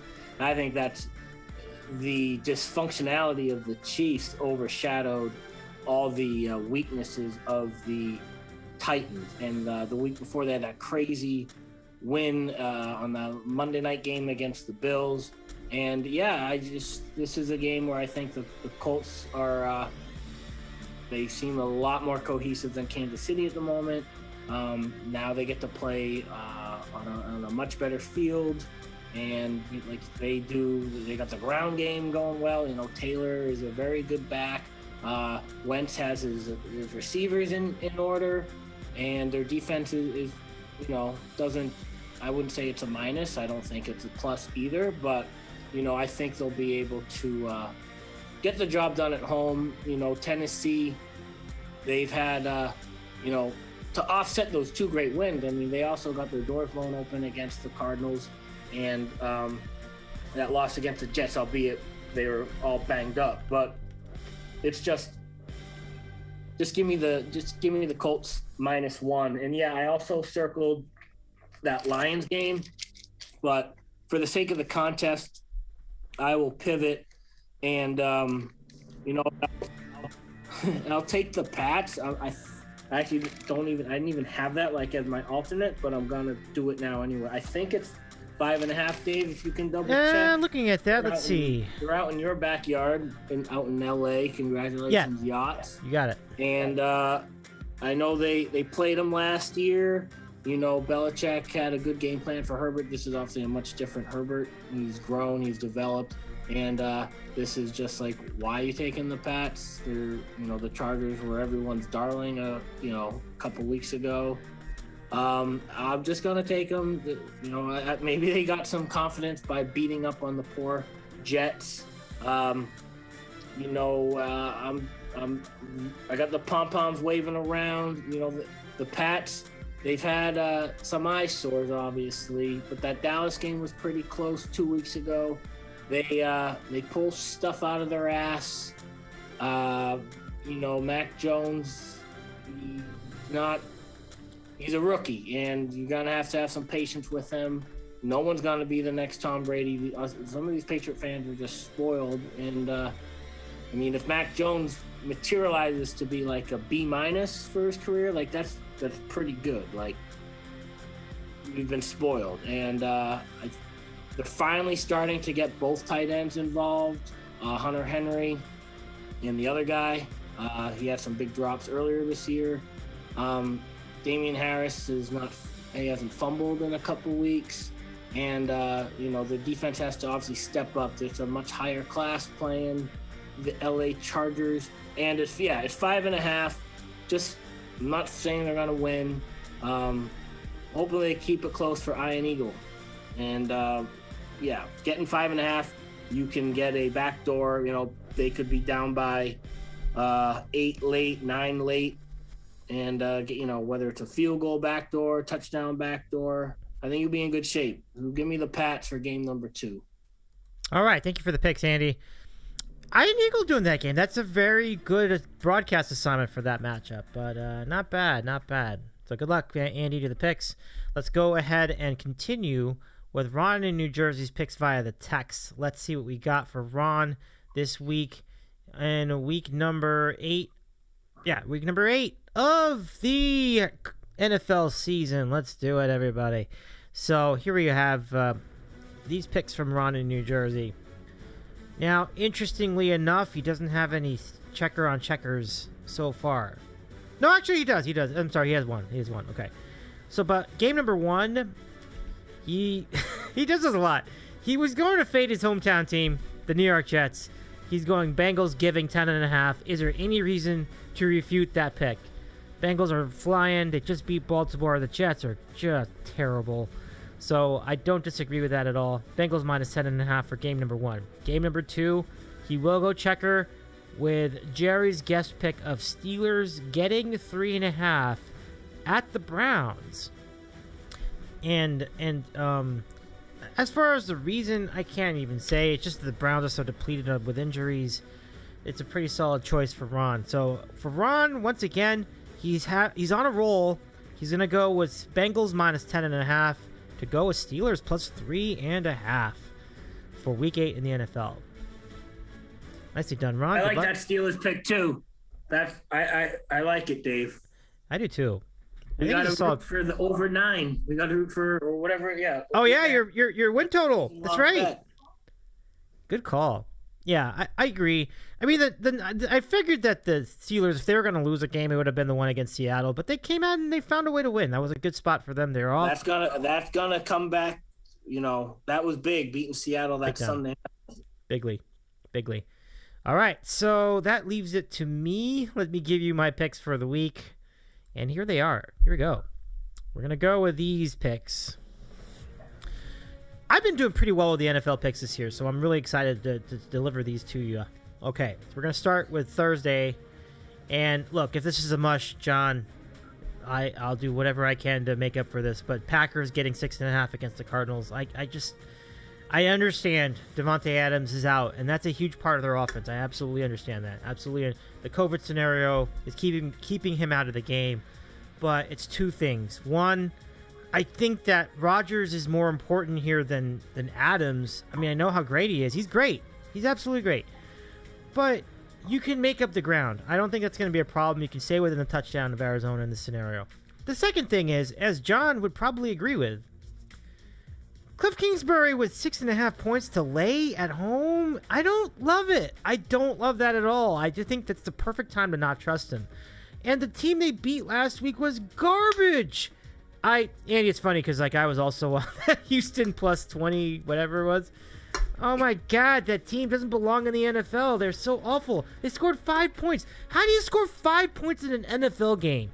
That's just... And get outscored 31-0 after he scored the said 5 points. Great point. They were up 5-0 early, and they were still outscored and didn't cover. That's just absurd. It's just absurd. They do not belong in the league.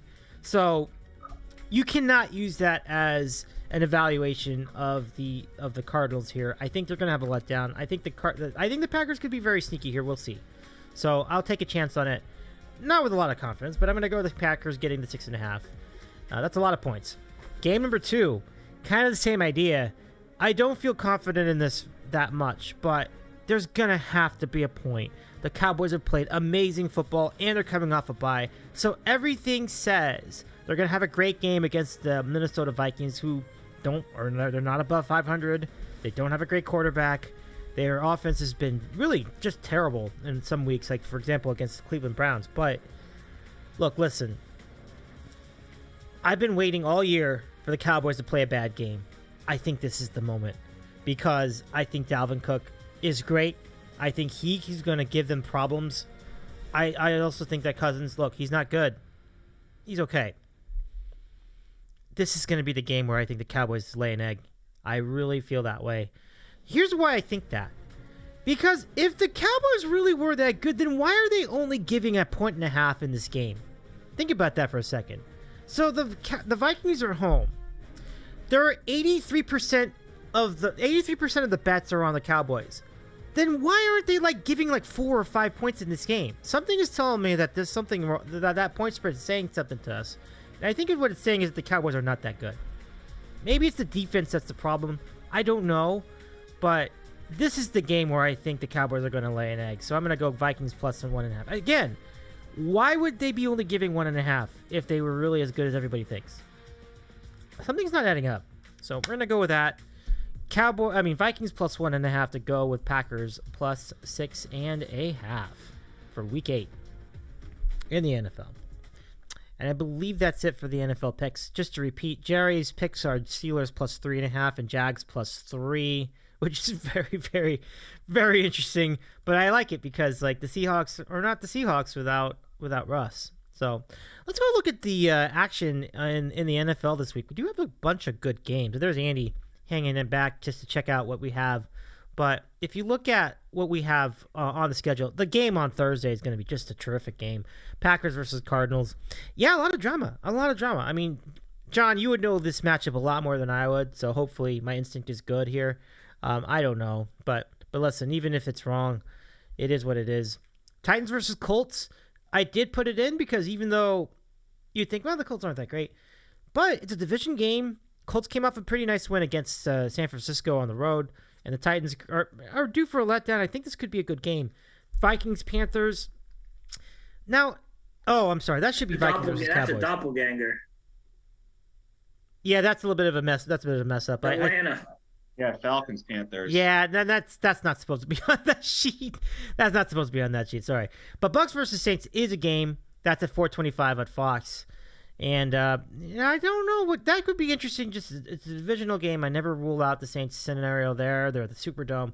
Cowboys versus Vikings. Now that's the one I got my eye on. Again, I just think there's going to be a letdown for the Dallas. We're going to see. So, John, let me give it back to you to get your thoughts on this week's action. Yeah, Dave. I mean, I'm usually very fair and level-headed when it comes to picking or against the Packers. And I had the same feeling as you. I would not have touched Green Bay at 2, Cardinals -2 or -3, but I feel 6.5 is way too much, and it's just an overreaction to Davante Adams. And you're exactly right. If you asked me, who would you rather have miss this game, Aaron Rodgers or Davante Adams? The answer is unequivocally Davante Adams. I mean, he's an amazing player, and he's arguably the best receiver in the NFL, but Rodgers and LaFleur have proven that they can win games without Davante Adams. He missed a few games, I believe 2 years ago, and the Packers didn't lose. And I think those are the two things in this game where the Packers have a clear advantage. Our number one quarterback, obviously Kyler Murray is a tremendous talent and is playing great, but I don't think anyone would say he's a better player or managing the game better than Aaron Rodgers can. And then secondly is the coaching. I just think it's a huge coaching mismatch between LaFleur and Kingsbury, and we never trust Kingsbury as a big favorite. I think you're going to see a lot of Aaron Jones in this game, both running and catching the ball. He's going to be a huge part of the game plan. I think MVS, Valdez-Scantling, is going to be back, and that should help open things up a little bit underneath. He's the kind of guy where, he runs the deep route and it kind of opens up things in the middle. So I think Cobb can do some work underneath and Tunyon. So I think the Packers are going to put together a game plan fine on offense. I don't worry about their offense. I think their defense could be in for, potentially a long night because, as I mentioned before, they're still without a number of their top players. So I think over is probably a good pick for this game too. But just in terms of the spread, I don't worry about Green Bay putting up points. I think this will be pretty close. So I would definitely go with the Packers getting the 6.5 points.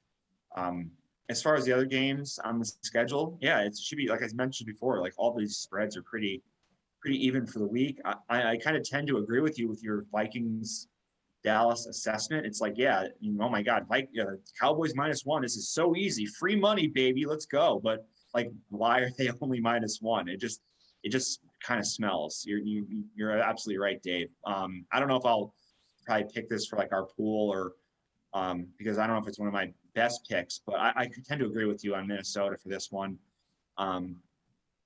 Bucs Saints, yeah, that should be pretty interesting. The Saints defense was really the one team that kind of had Brady's number last year. If you remember the two games, I think it was like week 1 they played. Maybe you can't take too much from that. But then later in the year, they beat the Bucs 38-3 in Tampa. And then even in the playoff game, they had the Bucs like beaten pretty much until Breeze started turning the ball over late in the third quarter. So I think the Saints could stay with them, but their offense has no explosiveness to it at all. It's just kind of, Kamara for 5 and 6 yard runs at a time, kind of dinking and dunking their way down the field. And the way to beat the Bucs is to just throw heavy because the Bucs just completely shut down the run. So, Winston's going to have to show you something a little more than he has so far this year and get some downfield passing in the mix because they're not going to be able to run the ball on Tampa Bay. But, I think their defense can do pretty well against the Bucs offense. So that might really keep the game kind of in check. So that's kind of and I talked about Titans Colts in my picks. In terms of the, I guess, other games that are on the schedule, we'll see if the Chiefs can bounce back against the Giants.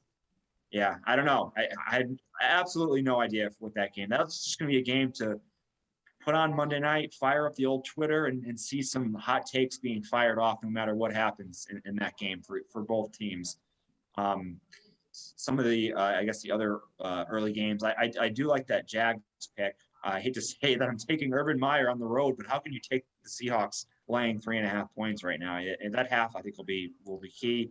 I did like Washington and Denver. I mean, Denver's just a complete disaster. I mean, remember when they were 3-0 and we said how fraudulent they were, and it's come to pass. And I think Washington will probably beat them. And then again, remember when the Panthers were 3-0? Man, that feels like years ago. And the two teams going in opposite directions in that game with the Falcons and the Panthers. You got to think the Falcons will probably get another win there if, assuming Darnold hasn't figured out how to play quarterback again in the last week, which, they might even, honestly, they should start PJ Walker. And what the hell do they have to lose at this point? Like, Darnold is just, he's unplayable right now. So that's an interesting game. And I know there's a few others I'm missing. We can have Andy comment on. But, yeah, it's a good schedule on paper this week. So looking forward to the Red Zone channel should offer some good stuff on Sunday. Yeah, I'm with you on that. I'm showing you some of the 506 Sports maps on the screen if you're watching on YouTube, and you can see that Carolina-Atlanta game's got all the South covered on the TV side. That's pretty good. Yeah, I love your point about the Panthers because I could not agree more, and I made the point to, at least to myself, when they were 3, and I'm like, this team is not that good. And the game they played against the Cowboys was kind of like the first sign, like, yeah, this team sucks. Like, this is not a good team. They're giving up everything to Dallas when they were there. And I absolutely loved Not the game against Minnesota. Actually, I think I was on Carolina, but the week after, I loved whoever the hell was playing them. I just loved it. Oh, the Giants. Yeah, I think I picked the Giants that week. I love them. I'm like, this team is not good. Like, it's not a good team. They benched Darnold. Says all you need to know. So let's go to Andy. Let's get your thoughts on this week's action. Yeah, thanks. I'm getting these texts here. Were you talking about, it was the Eagles. The Eagles beat the Panthers after the Cowboy game. That was when we were watching that game together at Chili's. Oh, yeah. How the fuck did they lose to the Eagles? That's right. How did they still lose the Eagles? Oh, Dave, and you're getting like a big finger from CBS because you omitted both the number one broadcast, Romo and Nance, Browns, Steelers, not on your list. No, they don't deserve it. And their number two broadcast team of Iron Eagle. You didn't mention Pat's Chargers. That was close. You know, it almost did, though. I was thinking about it. It's an interesting thought. Like, I don't know. Great. I love, because the board doesn't like the Pats. So, like, our buddy Tellis is like, the Pats are, quote unquote, like, they're always going to be, quote unquote, in the hunt. Yeah. You know, like, in the hunt at 5 and 6 or whatever. But all that to say, yeah, I, as someone who has Aaron Jones, I'm hoping Aaron Jones has a productive game tomorrow based on the personnel issues with Green Bay. Oh, God, I know, seriously. I'll also be taking Green Bay, getting the points with all of us, so that'll be fun. I already know I'm going to be taking Atlanta -3, and I hope I don't get kicked out of the sports book. It's like the worst position to be in if you have a Falcons ticket is when they're up by like 10 in the fourth quarter with like 8 minutes left, because you're like, this is when they get so tight. But yeah, it's going to be interesting. Like the Bengals this is almost like uncharted waters for them with this nucleus, with this coach. They've never really experienced like winning and I mean, obviously Burrow and Chase experienced winning and, you know, fruits of their labor at LSU, but in the NFL they haven't. And I'm not saying they're going to have a letdown game against the Jets, the way the Jets have been playing and with their quarterback situation. But I don't know. I don't know if I would take Bengals -10.5. Oh, I guess I probably will. Like in the teaser, would you take Jets +17.5, or would you take Bengals -3.5? I don't know. I would take Bengals, to be honest. You know, I mean, yeah, that's a tough question. That's a good call. Yeah, I would probably take Jets. So I'm sorry, I would take the Bengals. Yeah.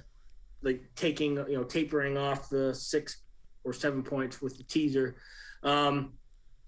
That obviously that Cowboy Viking game, I dread how many units I'm gonna have on that. But between that and the World Series game, if that's still going on, but John probably has better documentation. Like, I don't know how McCarthy is off the bye week. I don't know if he's like the opposite of Andy Reid or whatever, but that's just like literally a toss up. I would probably take the home game, the home team, and just, see what happens. It's going to be like 8:20 p.m. on the West Coast as that game ends, and could be last team with the ball going to have a shot at winning. And then, yeah, Dave, your Steelers-Browns game, by default, that's what Nance and Romo are doing. And I don't know. I mean, I think it benefits the Steelers that they're playing a very compromised Cleveland Brown team. Baker says he might be able to give it a go, but he'll be in a considerable amount of pain.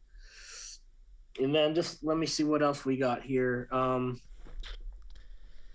Yeah, we talked about Tennessee, Indianapolis during the picks.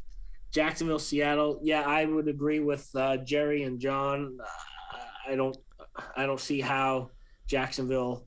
I don't see how Seattle covers with Geno Smith, unfortunately. And then Tampa, New Orleans is going to be pretty intriguing. I got Kamara in the fantasy league, so hopefully Winston, the dink and dunk will be applied. And yeah, it'll be, remember last year, the Saints kind of had their way with Tampa in both regular season games. One of those was like a Sunday night game, and it was like embarrassing for Tampa. They got completely embarrassed. So, and then obviously in the playoffs, Tampa, repaid the favor. But I would probably take Tampa like Gerry did.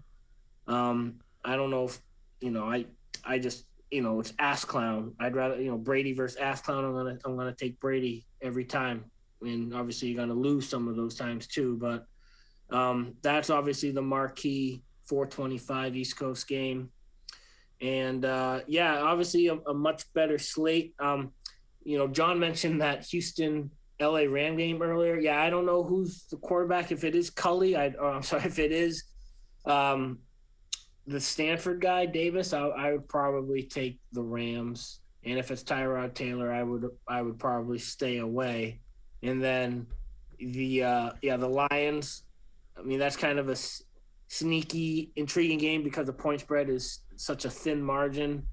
The Lions basically pulled up all the gangbusters, trick plays, and everything that first series against the Rams. I don't know if they have any tricks left in the tank, but the Lions, if not now, when to win that game, win their first game.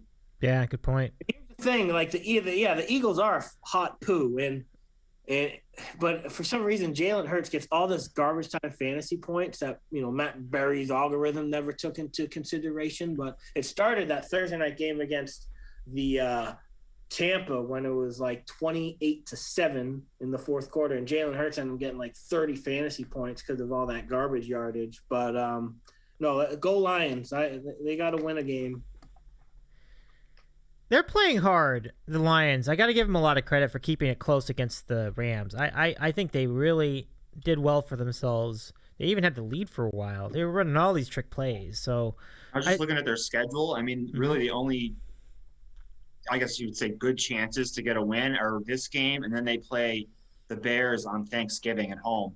I mean, what a horrible game on Thanksgiving. I mean, we're kind of used to it at this point, but my goodness, that's just rough. They do play the Falcons and then Denver and then Seattle on the road, but I guess Russ will probably be back by then. So I would say this game and then that Bears game are probably their two best chances to get a win the rest of the season. But I'm always looking ahead to Thanksgiving, but that's rough. Bill Saints, that's the best Thanksgiving game. Yeah, that'll be a good one. And who are the Cowboys playing? I had what? The Raiders. Oh, that's a good game too. Sorry, we had two out of three game. Good ones this year. That'd be fun. Maybe hopefully there's like a college game at like 1, so we don't have to watch the stupid Bears and Lions.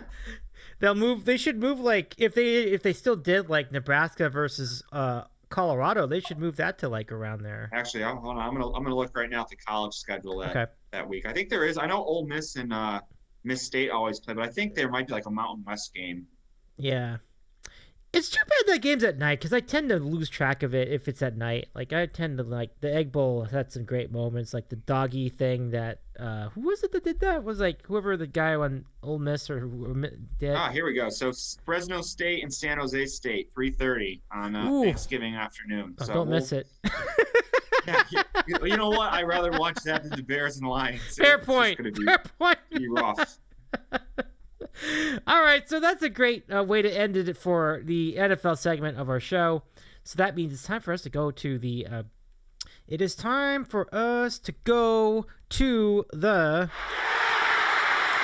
NCAA college football. So let's look at last week's action in the NCAA. The honest truth of the matter is there was not much action at all. It was rough. A lot of blowouts. We did have some upsets. We had a 9 overtime game, but it might have been the ugliest 9 overtime game I've ever seen in my life. John, I'll give it to you for the recap of last week's action. How do they call that a 9 overtime game?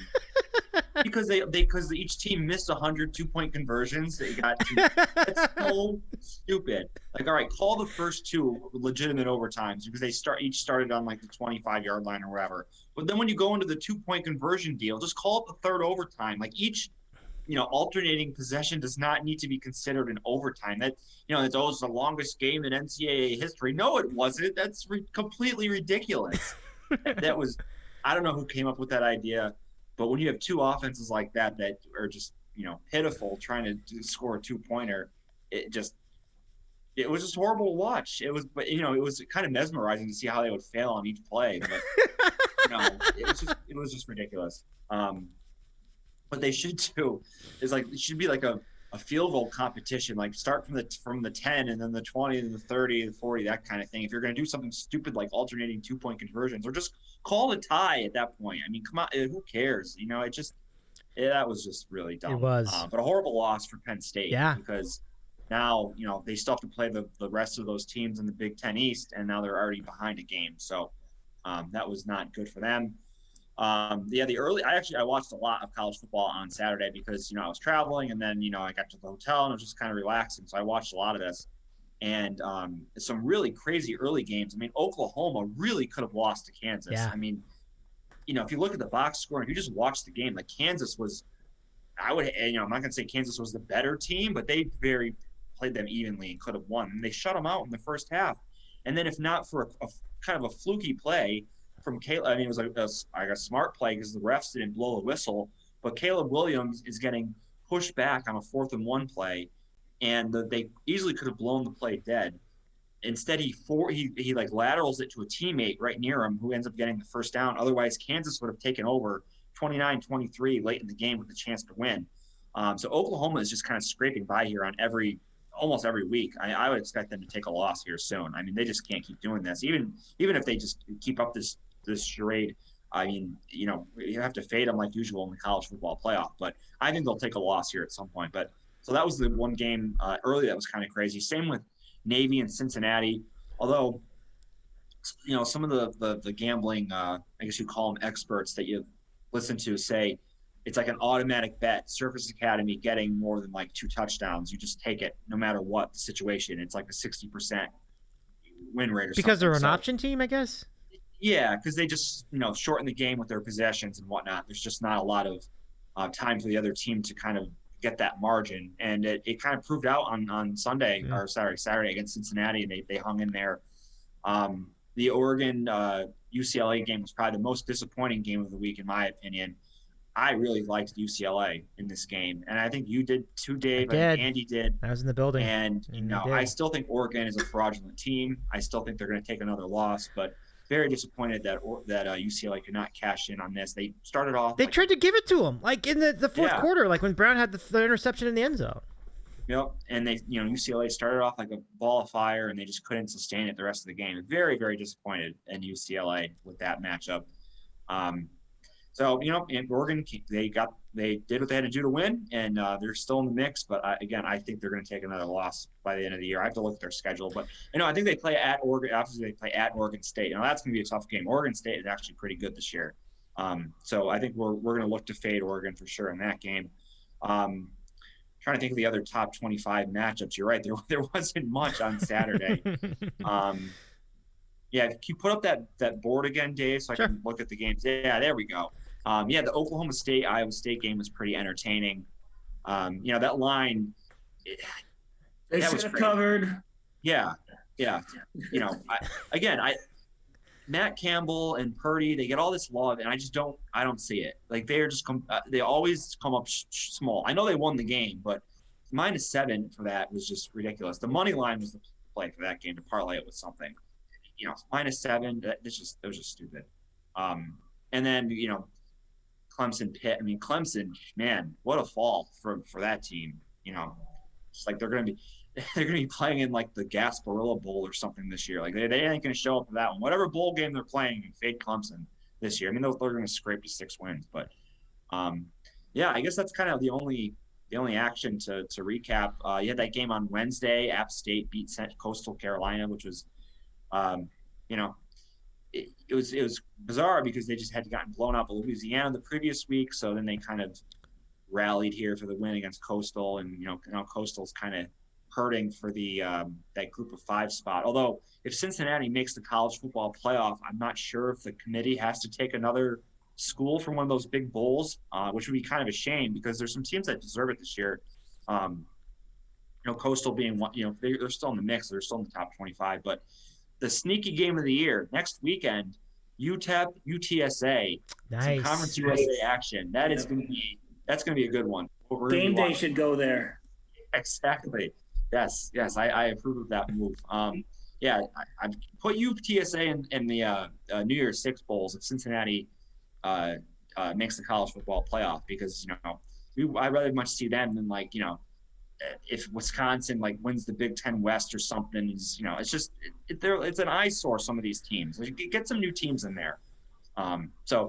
Pretty light week of action for college, but like we've always said, the light weeks sometimes provide you some juice, and we almost had it. I mean, Kansas really could have won that game. So that in itself, that game was worth the weekend, and almost seeing a 40-point underdog win. Yeah, right on. I mean, people were on it too. Some people were, I love Kansas. It was a good spot. They were in Lawrence. Everything lined up pretty well. I got to give them a lot of credit. They're battling. They were good. Here's the thing with the Big Ten that gets annoying to me. Like we were talking about the 9 overtime game.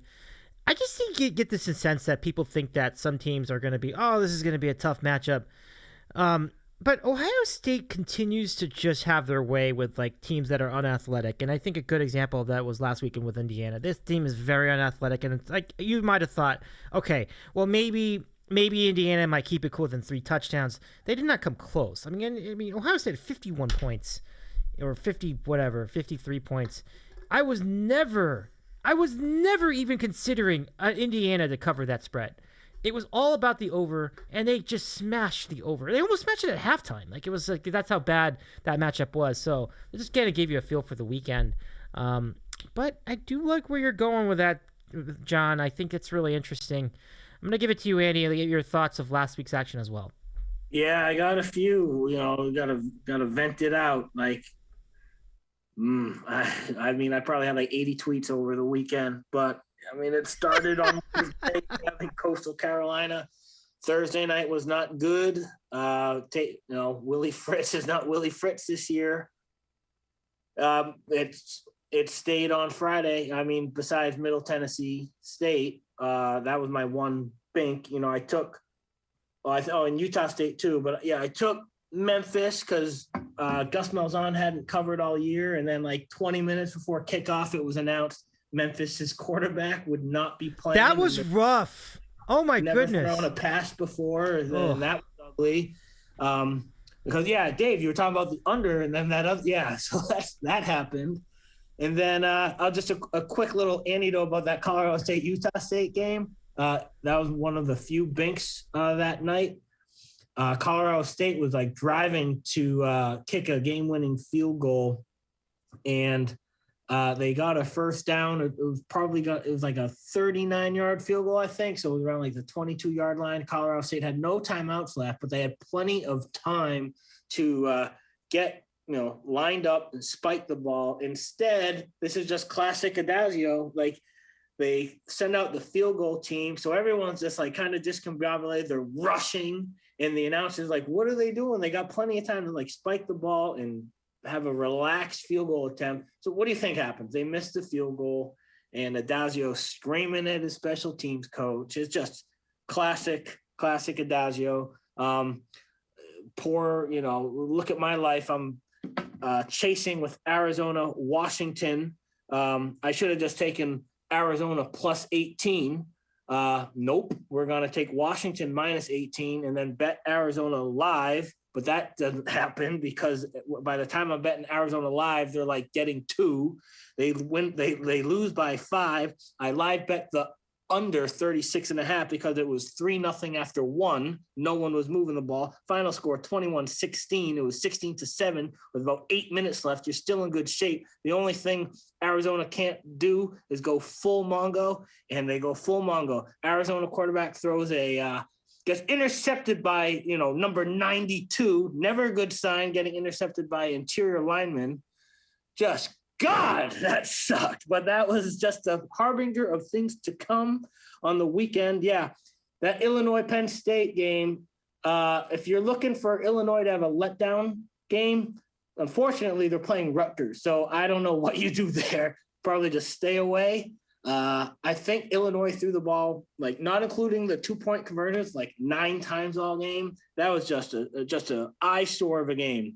But I mean, I just stuck with it because I whatever game was supposed to start next, it was Dave, like that.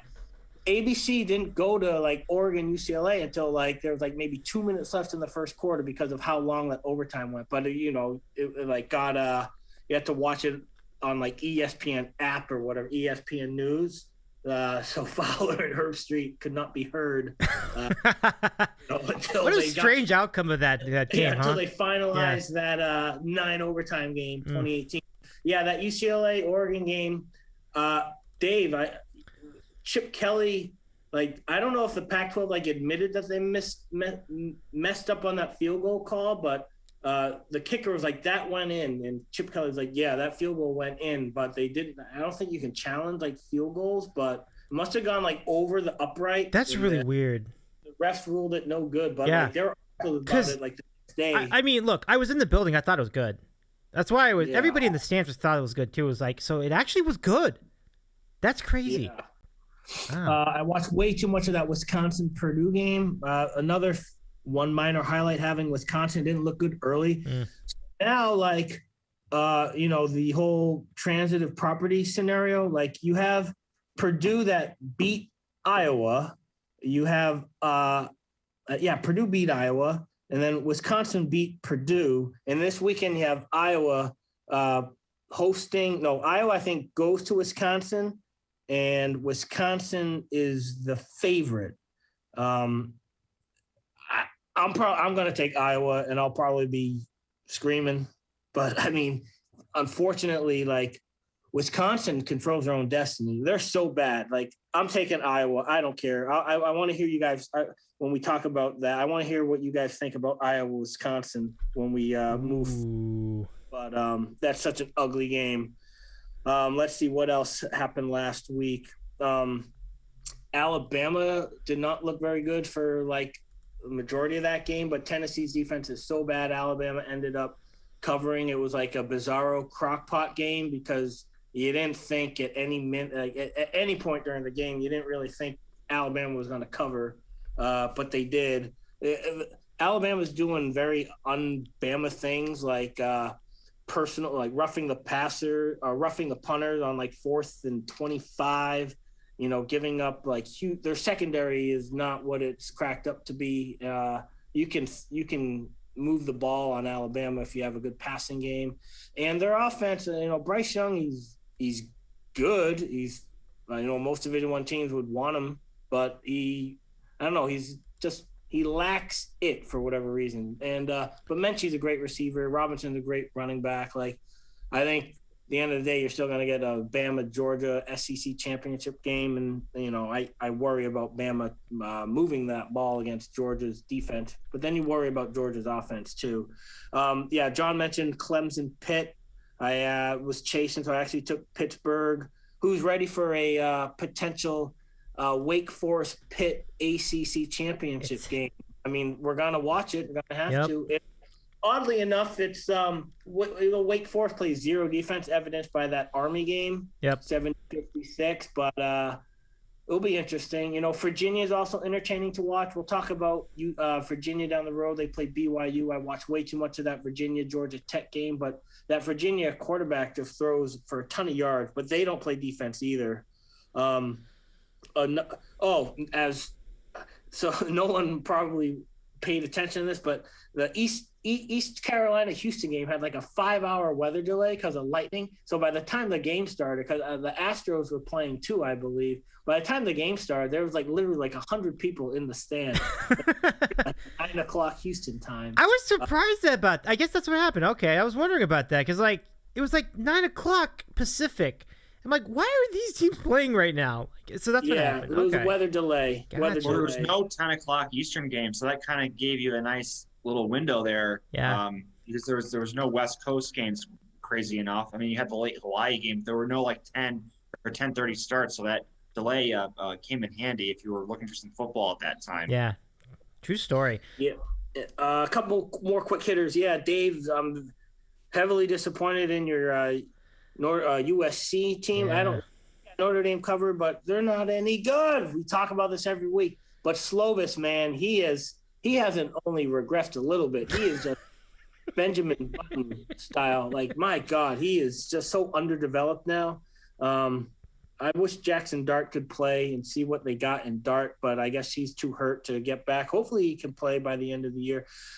Utah, I mean, the same Utah team that shut out a Arizona State team last or 2 weeks ago is the same Utah team that gagged it against Oregon State. But I think Oregon State's actually, halfway decent. They've covered more times than not. Their only weak blemish was a couple weeks ago when they kind of spit the bit in the second half against Washington State, but that was a terrible second half out of Utah. It wasn't Cam Rising's fault. It was just their defense got out. If you give 28 points to Oregon State in the second half, you probably deserve to lose that game. And then Dave, yeah, you're bingo on that. Ohio State, they were a bully team against Indiana. And lastly, I thought the best game that probably no one was watching, this was like a Ron and John special, was Nevada. Fresno State, I think you had two future pros at quarterback battling it out with Carson Strong and Hainer. And then I think Dobbs for Nevada, that he has to be an NFL prospect at wide receiver. He's tall and he's fast. He had 19 catches.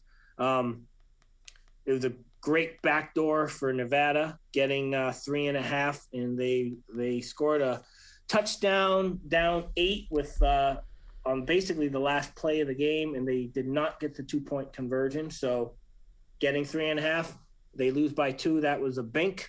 And so now Fresno State, San Diego State is a great Mountain West game this weekend. San Diego State, undefeated, no quarterback, but they get the job done against Air Force.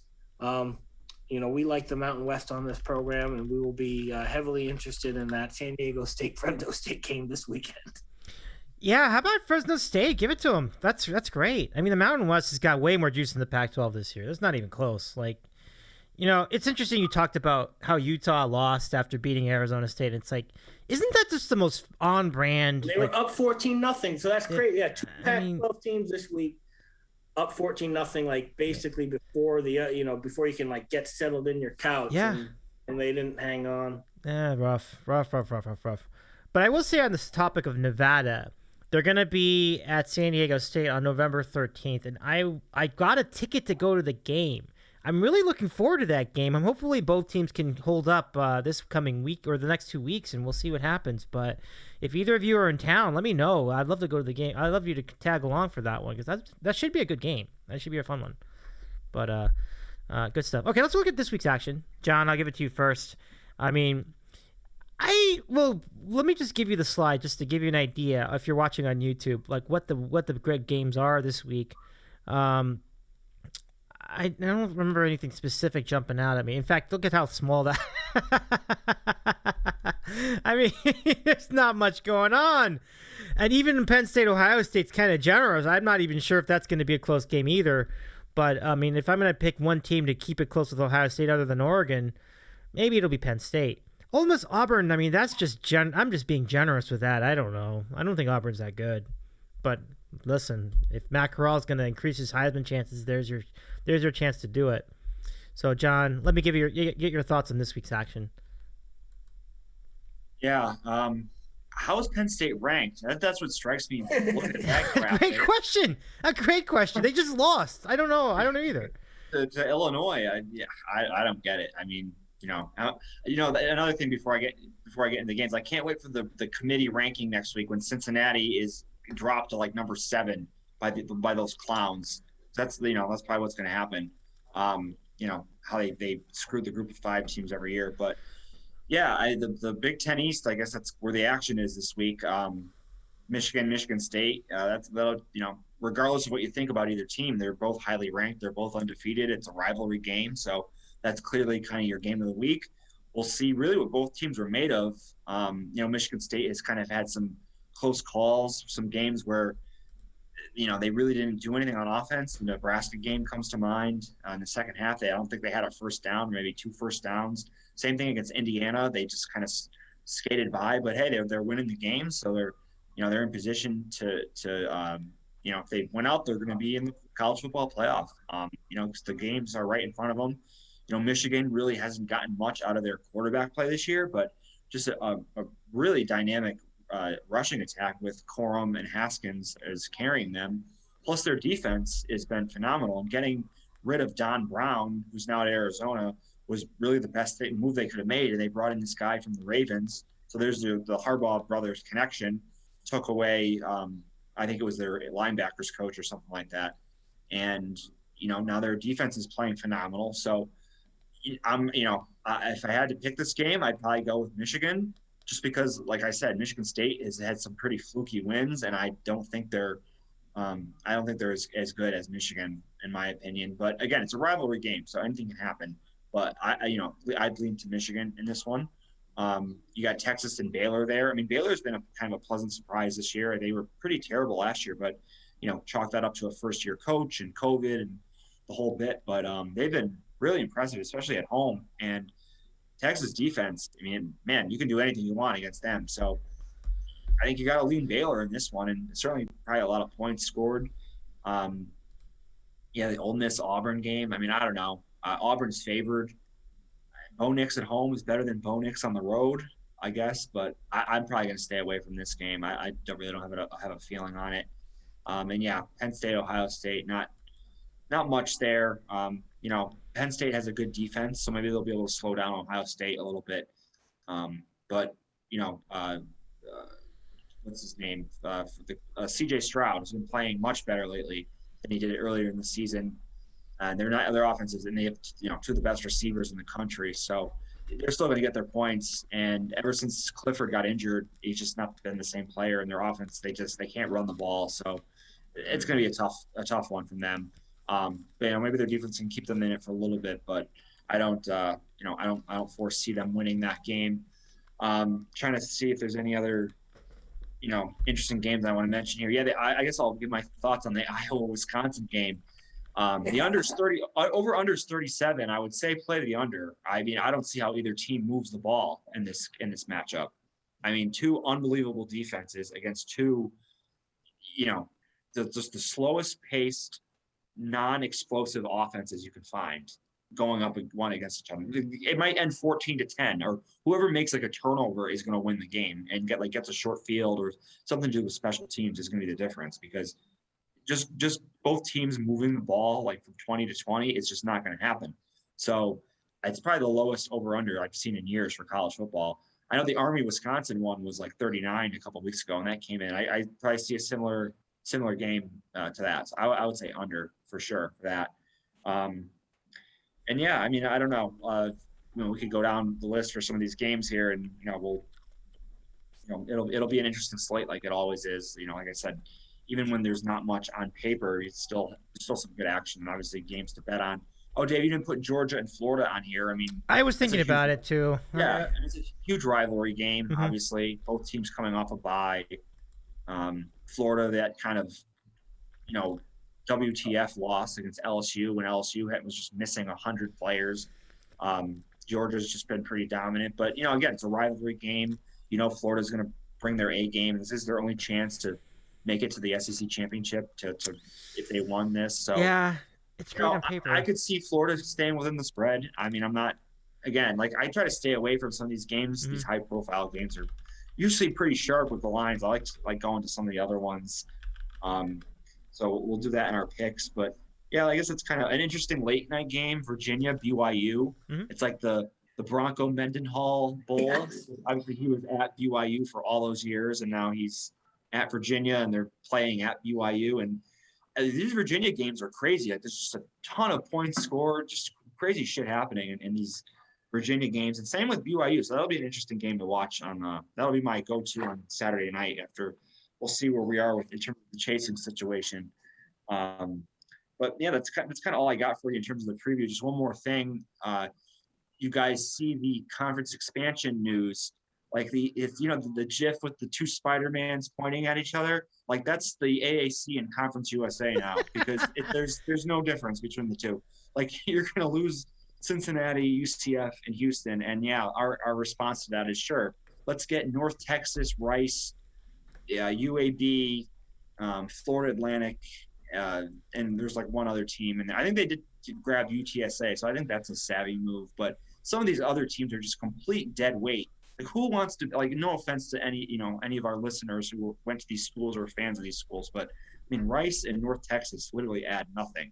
They're just they're essentially, they got off the life raft of the Conference USA as a sinking ship because other schools are going to the Sun Belt. But I am so glad that UConn left that. I could not imagine playing that schedule every year against those teams. I feel bad for South Florida is really the only team left, and Temple too, that kind of was like part of the original Big East way back in the day when that kind of first came to be, and now they're stuck with this island of misfit toys. So yeah, we'll see. It's always a interesting scenario with the realignment, but I don't know what Conference USA is going to do now. I think they're going to be down to like 4 schools after all this realignment takes place in a few years. But it should be another good week, and hopefully we'll have a positive day on Saturday.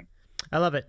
I did want to address the Iowa-Wisconsin game because Andy was really curious as to what we both thought. So John gave his thoughts, Andy gave his thoughts. I'll give you my thoughts too. It is in picks, actually, so I'll get into that. But I will comment on the total. Yeah, I think if you're going to pick a side of that total, it's going to be the under. There's no doubt. It is really low. Actually, John, you undersold it. It's 36.5. That's crazy. I still go under. Like I said, I think it's going to be like 14-10. Yeah. Just like obviously you could get fluky, turnovers, putting the ball on the 10-yard line. But like I said, neither of these teams are going to move the ball from 20 to 20 on these two defenses. It's just not going to happen. Yeah. And there could be a weather situation too. I have to check into that. I mean, I'm sure it's going to be cold and windy in Wisconsin. I know it was when I was there last weekend. So. No, I love the call. I would absolutely be on that too. I'll give you the weather. No, nothing significant. Just 8-mile-per-hour wind. There's no rain or anything in the forecast, so it doesn't look like there's anything there. But it doesn't matter. Like I think I completely agree with you. So let's go to the picks, everybody, and we'll start with with Ron's. Oh, can I talk about the games real quick? Yeah. Wait, did I give it to you for that? Oh, I did not. Okay, let's give it to you for this week's action. Just 2 quick hitters. No, yeah, CBS is really on you because you didn't bring up the cocktail party. No, I didn't. Why do you hate CBS so much? And then, so Ole Miss Auburn, like, I'll probably just piggyback whoever John takes because it's like if I bet on Auburn, they don't cover. When I bet against Auburn, Bo Nix is doing, like, it's good Bo Nix. I just can't figure out that game. Kentucky, Ole Miss, I'll take Kentucky. I know they had a week off after losing to Georgia, but that's kind of like a sneaky good SEC game. Kentucky at Mississippi State. I'll take Kentucky there. And then, checker on a checker with that Virginia BYU game with juice. Because, that could be kind of wild. And then a sneaky, kind of like a sneaky Mongo game is the undefeated SMU Mustangs playing Houston, who's 6-1. Houston lost their first game of the year. I think it was Texas Tech or some Texas school. Yeah, Texas Tech, I think. But it's like Sonny Dykes versus Holgerston. Like, who we take? You flip a coin or you take Holgerston because it's at home? I mean, I don't know, but that's a good game. That's a good game. I mean, listen, I don't think it has to be like a top 25, like top 10 matchup to be a good game. I think you can have great. I agree. Juice. That's a good one. Yeah. I'm still bitter about that week 1 game. I had Houston and they just completely gave it away in the second half against Texas Tech. It was like 24-0 or something, and they didn't score a point in the second half against Texas Tech, who is not good, by the way. They just fired their coach. Oh, I'm still annoyed about that game. But yeah, Houston, SMU, who knows? I mean, SMU has been playing really well. I just, I don't trust Dykes either, especially in, SMU in a bowl game, that's where you fade in because he's just horrible in a bowl game. But this matchup, I don't know. I might lean SMU. We'll have to see by Saturday. Yeah, was it that SMU FAU game that we all loved? SMU. Yes. Yep. And they were given I think the spread was like, it started at like 3, and then it went all the way up to 10 because like Kiffin left. They had players not playing in the game, and they just laid an absolute egg in that. And it was rough. I'd have to go back and look. He's one of the worst bowl coaches. Him and the dude from Temple, horrible in bowl games. It's always one of the ankles you got to kind of look at, I guess, when you're handicapped in bowls. Sometimes you forget about it, but yeah, we're not forgetting that one for sure. Yeah, so we'll keep an eye on those teams as well. So now we will go to the picks. We're going to start with Ron in New Jersey, who's just been on a roll the last couple of weeks. So let's go to those picks now. And Ron has these for us from college football. So let's see if he has an opinion on that Iowa game too. He does not, but he will go with a couple of games from the Midwest. He's kind of the Midwest. He's gonna start with Texas getting 3 at Baylor, which is a very interesting pick. I think both of John and Andy were on the Baylor side. It seemed like based on the conversation. So Ron's gonna go the other way and go with Texas. Game number 2 for Ron. He's gonna go Purdue getting 7.5 at Nebraska. I have no comment on that. That's interesting. I mean, it could really go either way. I think that's my only comment. But Ron, he's on a roll. I'm not gonna say that his picks are wrong at all. He's going to go Texas +3 and Purdue +7.5 for college football week number 9. Yeah, I think he's on the right. He has the right idea with Texas. I mean, getting value is good in the Big 12. And I just think in general, who knows what the hell Nebraska's going to do. I mean, Scott Frost, I have no idea. I couldn't even tell you at this point. So, John, let's go back to you. And when you're ready, we're ready for your week 9 picks. All right, Dave, thanks. Interesting card this week. So we're going to start off with some fun ACC action, and I'm going to take Miami getting 9 points at Pittsburgh. We talked about Pitt a little bit earlier. I mean, they're having a really good season. Kenny Pickett has gone from kind of ho-hum to he might be drafted, and he's having a really good season. I just don't think there's much separation between a lot of these ACC teams, and giving 9 points is a lot to ask, especially to a team like Pitt's another one of these teams. Like, okay, I can get behind them as like an underdog or kind of a pick'em game, but you're laying 9 points. I don't know. I'm just not feeling it. Earlier in the year, they were, I think, -15 against Western Michigan at home, and they lost. I mean, it is the kind of team that could just throw up an egg like that. And, they've been playing great lately. I'm not going to deny that they haven't. They're kind of the best of the worst, I guess, in that conference, at least in that side of the division. But, again, it just feels like too many points. Miami's season easily could have just gone into the toilet after they lost King. But this new guy, Van Dyke, if you look at his numbers, the first 2 games he's played, he's been really good. Last week against NC State, he had like 80% completion percentage, over 300 yards, 4 touchdowns. I just think this is within a touchdown game. So give me all those points. Give me Miami +9 at Pittsburgh for game number 1. Game 2, old Willie Fritz has burned us this year, but we're going to go back to him again.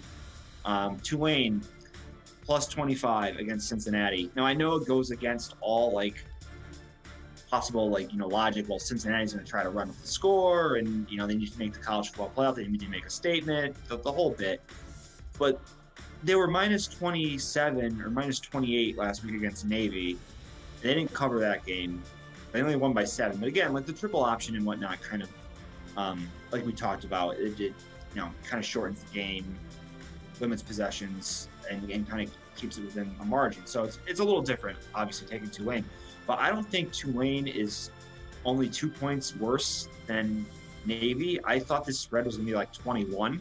And you're getting a little bit extra there, 25. Listen, if Cincinnati wins this game 51-28, you still cover, which is a very reasonable possibility. I mean, Tulane's defense is just horrid. I mean, Cincinnati might put up 50 in this game, but I think Tulane has showed they can score the ball. There's been some games this year, especially at home, where they've been very competitive. I mean, they only lost by 5 to Oklahoma.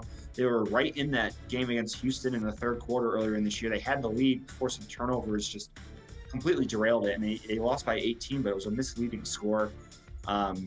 they moved the ball fine against SMU the last time they played. They just, their defense is so bad. But I just think this is way too many points. Again, if it's 51-28, you still cover, and I could easily see a score like that. So give me Tulane plus 25, in addition to Miami, Florida plus 9. Those are my picks for this week, NCAA Week 9. Wow, I love it. So, wait, just let me get those numbers again. So you had Miami plus 9, and then what was the number for the other game? Like, it was 25? Yeah, Tulane plus 25. I like that. I do, because I think what you're seeing with, like, Cincinnati, just as an example, like, I think the pressure's starting to get really, really big on them. I feel it. So, good picks. Thank you very much for those, for John, and good luck. Let's go ahead and continue then. And who's next on the card? Oh, it's me. Okay. I didn't take that game, John. So you won't have to worry about the mush at least. So we'll see what we got from my card. I'm going to go with these two picks. Let's go. Let me see. There we go. Okay. All right. So for week 9, I think it's going to be fairly... I've been really bad with NCAA picks. So... whatever I've said as far as any of these selections, I mean, take it with a grain of salt. But I mentioned the Iowa game. I'm going to actually take the points on it because there aren't going to be that many points, right? So I figure it's going to be a close game. I'm going to go with Iowa getting the 3.5 at Wisconsin. I mean, it's probably the best play you could possibly make with a matchup like that. Neither team is good with offense, and both teams are okay at defense. Iowa's defense should be a little better. So on that standpoint, I'm going to go with the value. I'm going to go 3.5 points for Iowa. In game number 2, it's not a good pick. And I'll tell you why, because Kansas had such a great effort against Oklahoma. So why would I think that on the road they're going to be covering 30 against Oklahoma State? The only reason I have as far as that's concerned is because Oklahoma State's offense is just bad. Like, it's just not good. So I'm like... so the basic question for me is, how are they going to score 30 points? And that's pretty much it. That's pretty much what it comes down to. Can they even score 30 points? I'm going to say no. So from that alone, I'm going to go with Kansas covering the spread. So Iowa plus 3.5 and Kansas plus 30.5 for week 9 are my picks for this contest. Okay. So now let's go to Andy. We'll close it out with his picks, I believe. I think John gave his. Yep. So Andy, when you're ready, we're ready for your picks. All right. Thanks, Dave. I have a bunch of games written down, but let's just try to truncate it here. Game number 1, we'll go Fresno State getting 1 at San Diego State. Listen, we've been betting San Diego State all year long, basically. They pulled some games out of their fanning with their defense. Their quarterback is not very good. Brady Hoke just probably doesn't emphasize offense. Their defense has just been that good and has just been carrying them, as traditionally they are apt to do. And Fresno State, obviously, they go as far as their quarterback goes. They had the very entertaining game against your UCLA school, Dave, or I know USC, but you work for UC, so they're both kind of fair. school. Very fair. So, but no, this is, I just feel like this is going to be, the biggest challenge San Diego State has faced so far from a team that they're matched up against offensively. And I just feel like, Hainer will do more than San Diego State's defense can handle. Because eventually, San Diego State's offense is going to have to deliver because their defense can't do it every single time. So give me Fresno State getting 1 for game number 1. And then God bless America, game number 2, I am going to take eeny, meeny, miny, mo. I'm gonna take Arizona State, giving 15.5 to the Washington State Cougars. Gone is Nick Rolovich. Gone are 4 assistant coaches. They played hard for they played hard for Rolovic all throughout his time up in Pullman, and then even after his departure, they played pretty good for this interim guy. They covered against BYU, but they were a little loose. I don't even think BYU played their best game. They still won. As we've all seen Arizona State, although they have been a little Jekyll and Hyde, especially that second half against Utah, when they are clicking, their offense is really, really good, and their defense is that second half against Utah notwithstanding, great. Great might be a little strong, but very good for Pac-12 standards. And they're on the road. I'm assuming it'll be warm, and I just don't think Washington State will just be cohesive enough to hang with the Sun Devils. I would assume the Sun Devils are going to be, extra motivated. They've had an extra week to stew on that awful second half against Utah, and I would assume and hope and like to see them take out their frustrations on a rudderless Washington State team. It's a lot of points, minus 15.5, but, Jaden Daniels is a really prolific, fun, game-changing quarterback. So give me Arizona State minus 15.5 for game number 2. All right, thanks, Andy. Good luck. Good luck, John, as well. Good luck, Ron and Gerry as well. Jerry's picks will come in later. We'll post them on the website. But all in all, some savvy picks, I think, on the part of our panel tonight. And it'll be interesting. I do think that I saw a lot of favorites covering last week. I mean, they usually, I'm sure they weren't that many, but it felt like a lot did. So I just think there are going to be some big upsets this weekend. So we'll see. So that's about it for tonight. John, I'm going to give it back to you for a second, and let's get your final thoughts on this on our football picks this week. Certainly, I think the setup is good. And by the way, happy Halloween, everybody! On behalf of my pet pumpkin for the week, Spooky, we want to wish you a happy Halloween. So I hope your Halloween goes well. John, your final thoughts as we head into Halloween weekend. Oh yeah, you're gonna love seeing people in costumes and stuff on the games on Sunday. That always seems to happen when Halloween falls on a football day. But yeah, it should be another fun weekend of action. And the college slate the next 2 nights is a little rough if you have looked at the schedule, but we'll try to find a few picks. But thankfully the NFL game tomorrow is obviously very, very good with Green Bay, Arizona. The college action not so much, but we'll make up for it on Saturday. And yeah, it should be another fun weekend. Can't believe this is the last weekend in October. The season's flying by, but we'll enjoy every Saturday and Sunday as they come, because it'll be gone before you know it. So it should be another fun week, and I hope everyone has some profitable picks and make some money this weekend. So best of luck to everybody.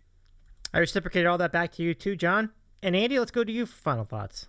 Yeah, crazy times. It's already Halloween in a few days.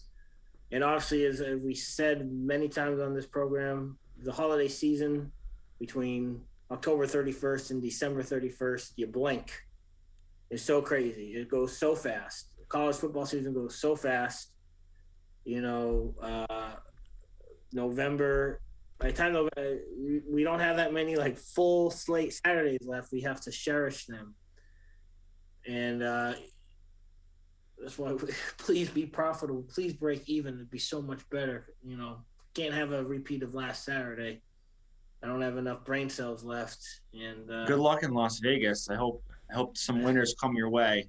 Thank you. Yes, it's an interesting place. I know me and Dave met up there a couple of years ago, and we were putting in second half live bets and quarter bets, and it can get a little overwhelming at times. But you gotta, you could have 20 tickets going at one point if you're not careful. So yeah, I assume because last time I was there, March of 2019, I don't remember the kiosks being there, but I'm guessing now there'd be more more inventory for the kiosks, and because of COVID and stuff, and that makes it easier to gamble. And obviously the M Life MGM app will be at your disposal too. So yeah, I'm just gonna have to exercise a little bit of discipline, and we'll obviously be in communication to see who we're all taking, and it'll be fun. But yeah, it's gonna be crazy. Halloween is